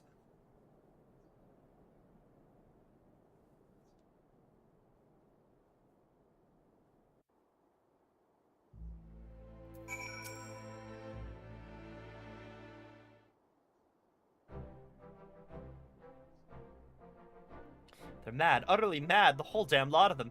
How their house could rise to such prominence, I will never understand. Well, at least the mammoth seems to overcome its existential crisis. Before today, I didn't know mammoth could even have existential crises. What am I saying? It's a mammoth! Why should I care what it claims to think or feel? Seer, a heart can exist anywhere, even in data. Fury take me, their idiocy is infectious. I mustn't allow myself to fall prey to it. Follow procedure, report to your superior, one step at a time, one step at a time.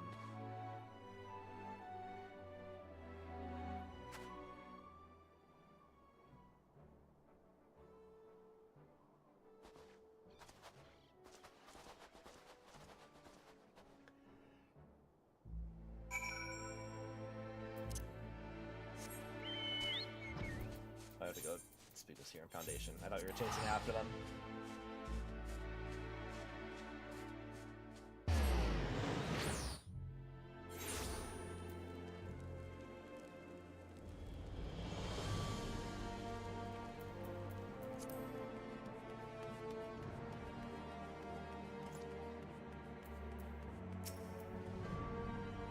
Right then, my superiors have been informed of the mammoth's adoption by your House Manderville, as witnessed by House Fortom. Proceed to take me to task for my gross mishandling of the situation. They remain convinced that the mammoth is a product of heretical machinations, and have commanded me to redouble my efforts to prove this incontrovertible fact. That may prove problematic, however, as Gigi seems to have forsaken his quest to recover his memories and thrown himself wholly into his new life as a Manderville mammoth, casting about for any hint of a case alongside his doting father. In any case, though I do not share my superior's conviction, I think it's safe to say that there is something exceedingly unusual about that mammoth. You saw with your own eyes how effortlessly it restored the base and itself to its original form. Reconstructive magics are not particularly rare, but his are unlike any I've seen before.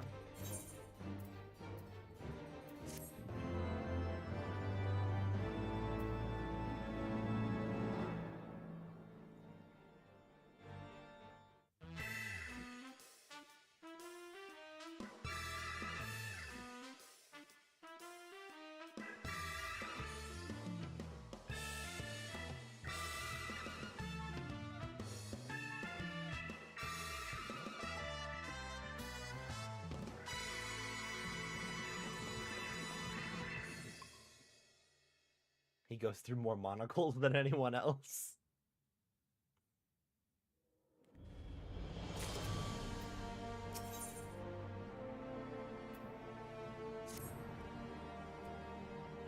That you stand here before me is proof of that Halone smiles upon me this day. I have need of your assistance, and before you think to run away screaming in terror, I pray you hear me out. It concerns the esteemed, and now missing and presumed dead, Knights of the Heavens Ward. None have returned to the capital since all the unpleasantness began. Yet recently we have heard rumors of these honored sirs walking the streets. 'Tis heresy most foul, I say, which I mean to get to the bottom of it. But we'll need all the help we can get, which means, fury take me, we could benefit from a certain individual's serendipity. Besides, if we don't seek him out, he's like to show up at the worst possible time anyway. At least this way, it'll be on our terms. We can keep an eye on that boy. Mammoth! Mammoth! Yes, right, of course. You must be wondering why I asked you to come. Well, you and the inspector seem to enjoy a natural rapport, so... Praise Halone, for a moment I was afraid you'd make me beg. This may well be my last chance to prove my worth to my superiors. If I can't... To Fortom Manor.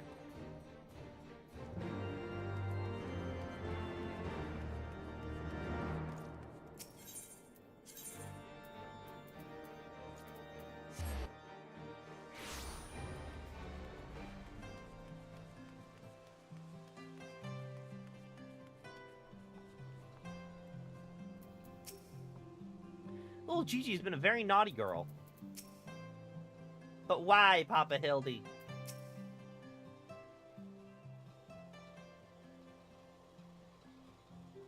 Because, Gigi, such behavior is unbecoming of a gentleman.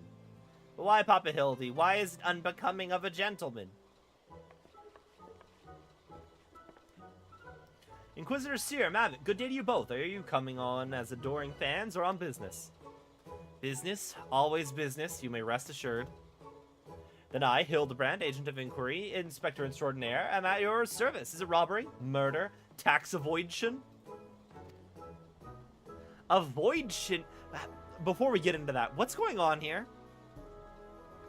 Much as it pains me to admit, my beloved Gigi, apple of my eye, fruit of my loins, demonstrably not that last part, attempted to deface his lovely gazebo.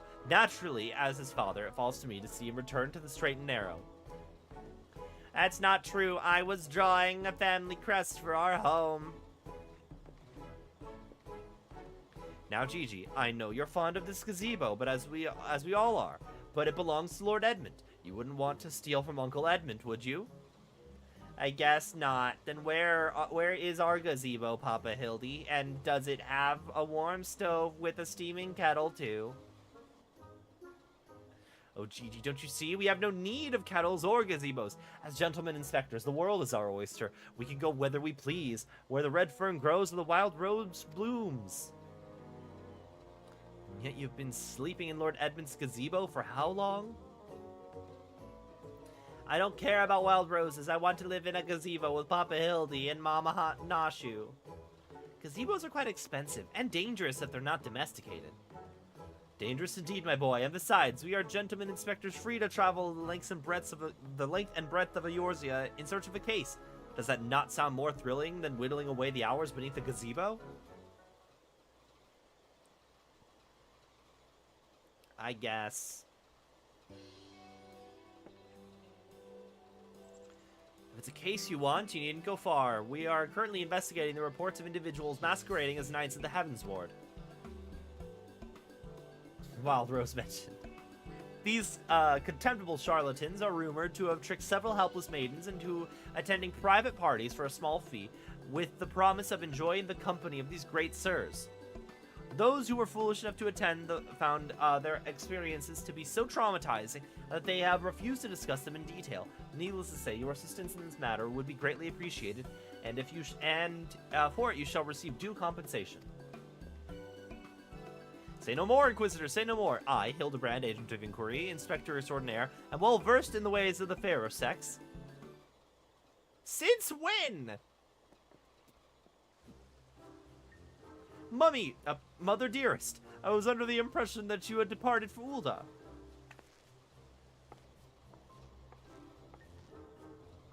And leave my beloved boy to keep on playing at being an inspector, as well as father to a bloody mammoth. Bugger that, you're coming home right this instant.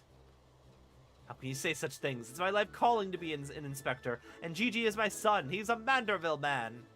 Grand as it is to see you, you have come at the most inopportune time. The young women of Ishgard are in need of a champion to defend them from fiends most foul. Come, Nashu, come, Gigi. We shall demonstrate to my mother our peerless investigative skills and bring these criminals to justice.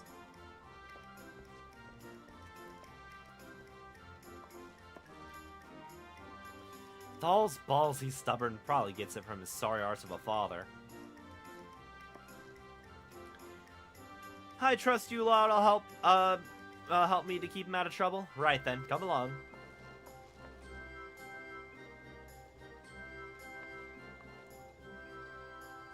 Well, that could have gone better. And worse. Let's not keep them waiting.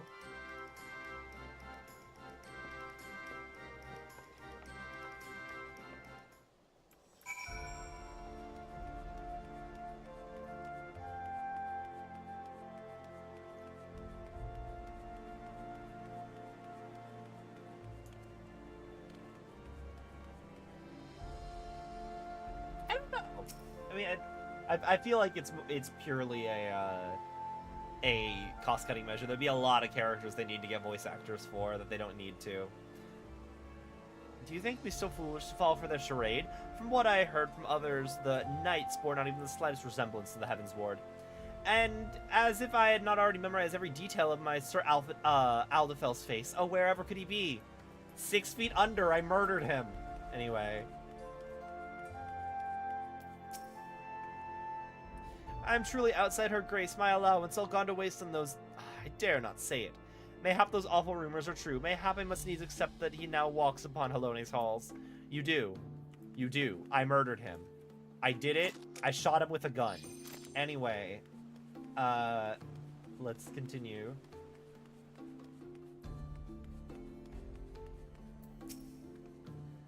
If the knights aren't supposed to, you know, then why are they so popular with the highborn ladies?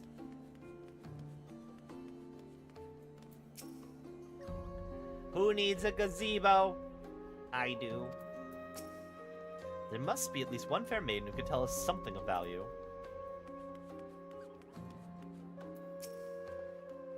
I can say one thing with absolute confidence. They're all quite mad. I demand satisfaction, swift and terrible vengeance. How dare they prey upon a lady's emotions to line their pockets with gil? If Sir Charbert were here, he'd purge the lot of them like the festering sickness they are. Sickness must be purged. I disintegrated into light when I killed the primal they bonded themselves to. Yeah. It's a pity he too remains missing. So very much a pity. Missing. Missing. Yes. He is missing. He's just missing. That's all. He has certainly not been shot repeatedly. Anyway.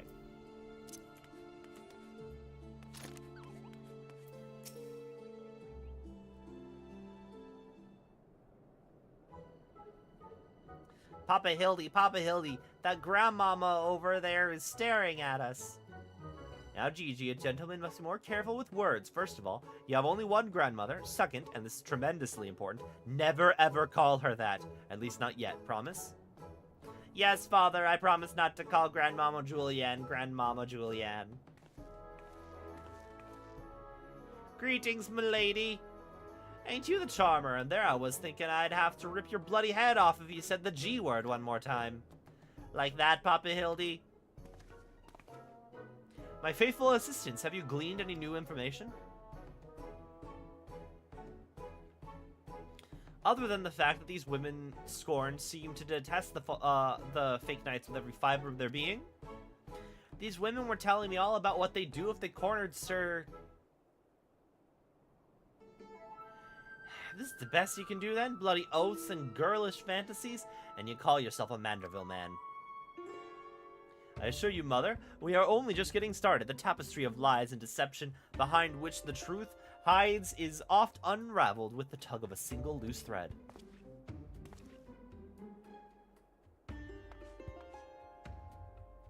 I say, young lady, I would beg but a moment of your time.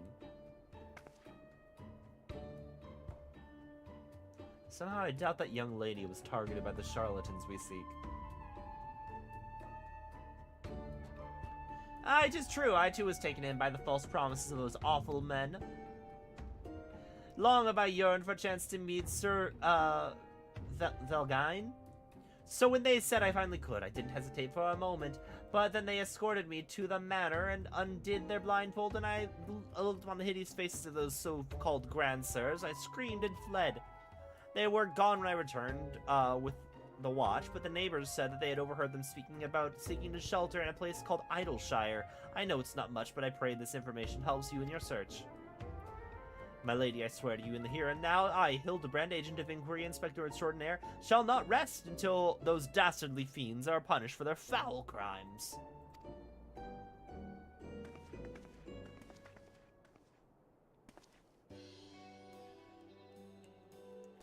Huzzah! 3 cheers for Papa Hildy! Hip hip hooray! Hip hip hooray! Hip hip hooray! And there you have it. Our quarry can be found in Idleshire. Come, my loyal assistants. Justice waits for no gentleman. That's all well and good, but I've never heard of this Idleshire. Have you? It's a town of goblins. You mean we're to travel to the Dravanian hinterlands right now, just like that? Yeah, and in case you haven't heard, the war is over, so we're probably fine.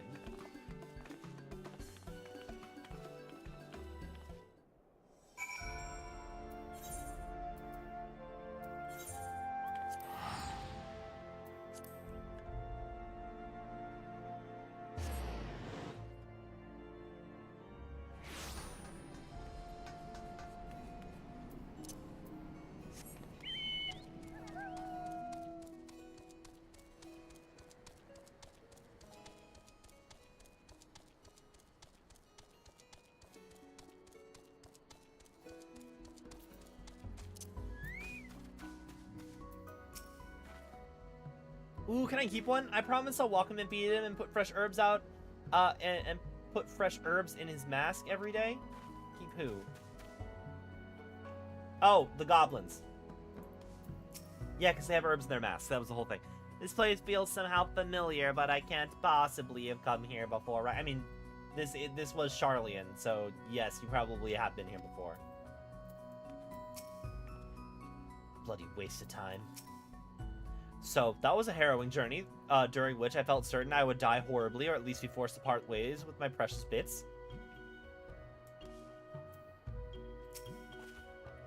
Truly, this magnificent settlement is a testament to the hard work and camaraderie of her Uplander and Gabi citizens. Yes, well, I'm glad we're no longer being pursued by fire-breathing dragons, musket-wielding crabs, and bomb-throwing goblins. You know, the other ones. But they were no match for Lady Julianne and that pan of hers, am I right? I want to see her make the bad gobbies fly again. God's sakes, Hildy, except in Mabik, this lot would be dead in a ditch somewhere if it weren't for me. Nonsense, I would never let any harm come to my loyal assistant or my beloved son. If I may interject.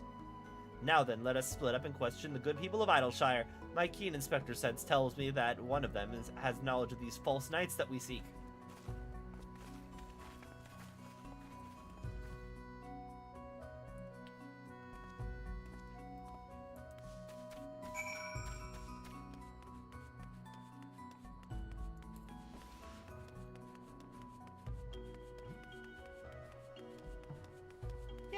Yeah, now she has bombs.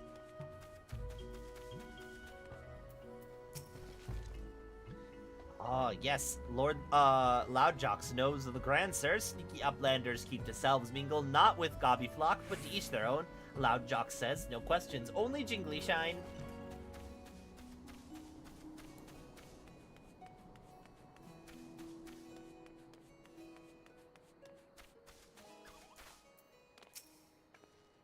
Oh, I know all about the Grand Sirs. They keep to themselves in that building of theirs south of the round spot. You best watch out, though. They're a dangerous bunch, liable to kill you if you look 'em cockeyed. It's entirely possible that I've gone completely and utterly mad, but are you perchance the long-lost twin sister of an Ishgardian noblewoman? What? Look behind you! A three-headed Gubu! Why do I feel like I have not seen the last of that old woman? Could it be?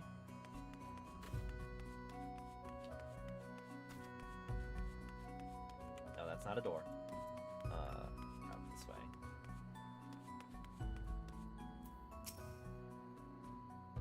Oh, you must be talking about them Grand Sirs. They drifted into Idleshire some time ago, I recall.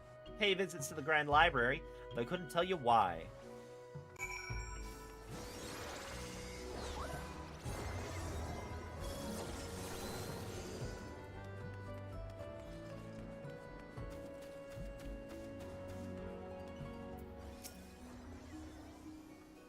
Hooray for everything!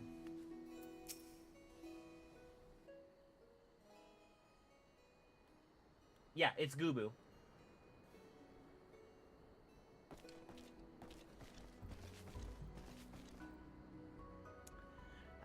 Only we had the testimony of a concerned citizen, which could conveniently direct us to the villain's precise location.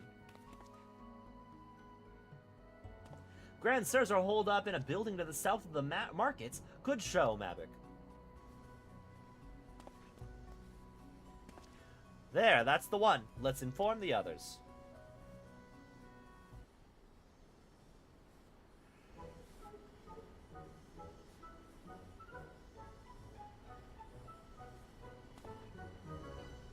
It would seem that no one is home. There is naught we can do but wait, then. Papa Hildy, I just wanted to say that I really like this place. I think that you and Mama Nashu could have lots of exciting adventures if we stay here. You might be right, Gigi. This community seems to have fostered an enlightened, free society, welcoming of honest souls willing to work and contribute to the greater whole. Did anyone happen to see a gazebo on the way in?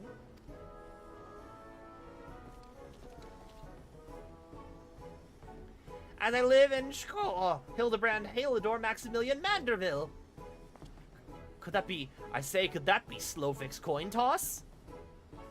Do you know this Gobby, Inspector? I most certainly do. Why, Master Slowfix was my very first employer.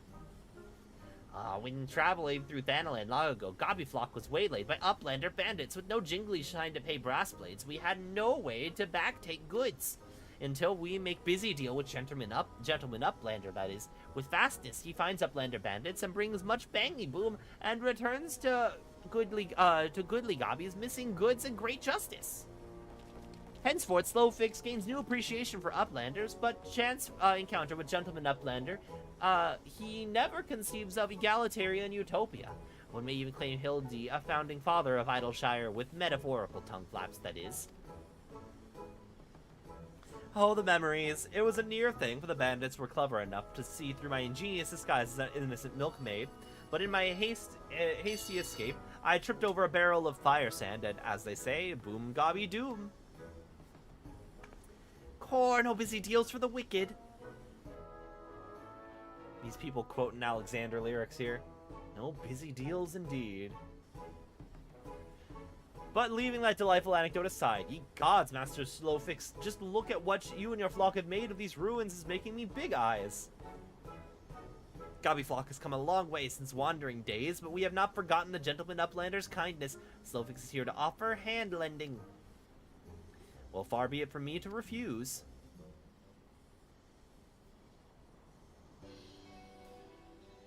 My son Gigi has grown quite fond of your magnificent city, and so I should like to stay here with him and my assistant for a time. We would not require much in the way of accommodations. A humble gazebo, for example, would do much more than suffice.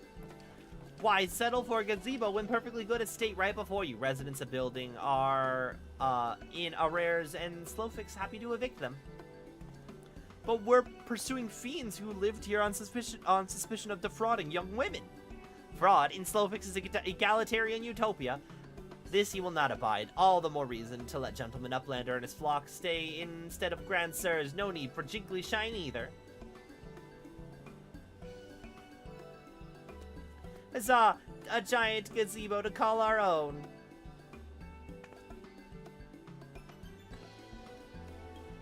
I do not know what to say. Thank you, Master Slowfix, thank you.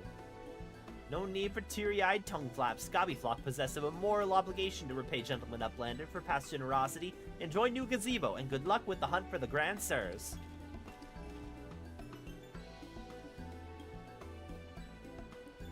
Papa Hildy, since this is our gazebo, is it okay if I draw our family crest on it? I think of no better way than to celebrate this joyous occasion, and perhaps draw the ire of our new home's former tenants. Come, let us go and purchase some paints together. This gazebo shall be our canvas. I also love how Gigi does the VV hat hold thing. And he's gone and got himself a sodden gazebo. Bloody howls if he really thinks I'm gonna let him keep on playing at being a father.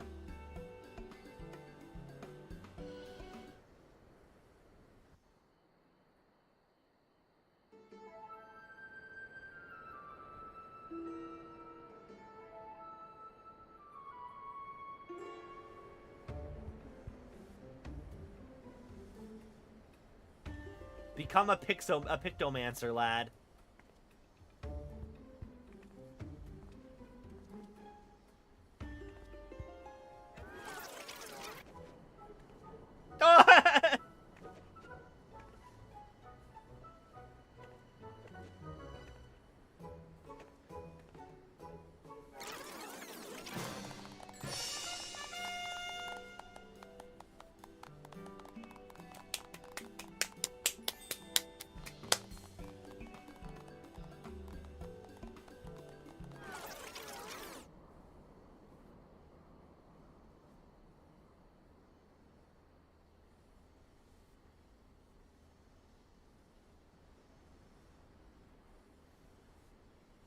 Still no sign of the notorious Grand Sirs. I dare say we're going to need more paint.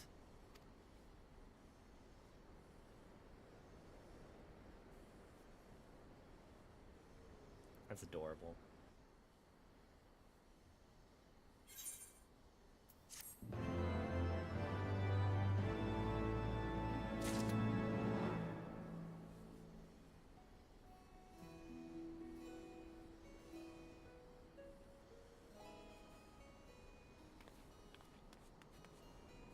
It's beautiful. How do you like my family crest? Maybe I should have also painted Grandpa Godbert and Milady Julian. Gigi's so talented, just like her grandpa.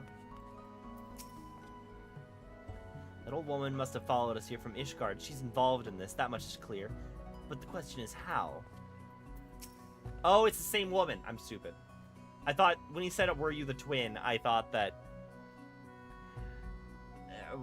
when he asked if she was the twin, I thought that they were actually...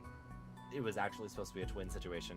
Even suppose an hour to turn a blind eye to his shenanigans, there's no place to raise a child.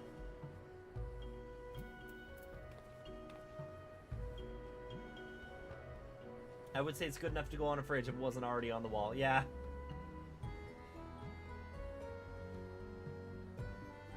Okay. Let's toss things over to somebody. Oh, Fall Guys is back.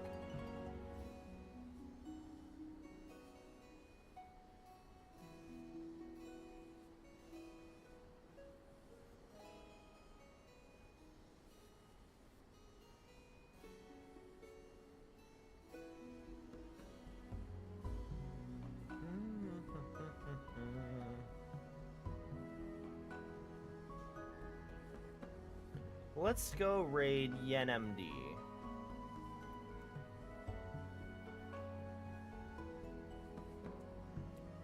Because I gotta get off, go to work.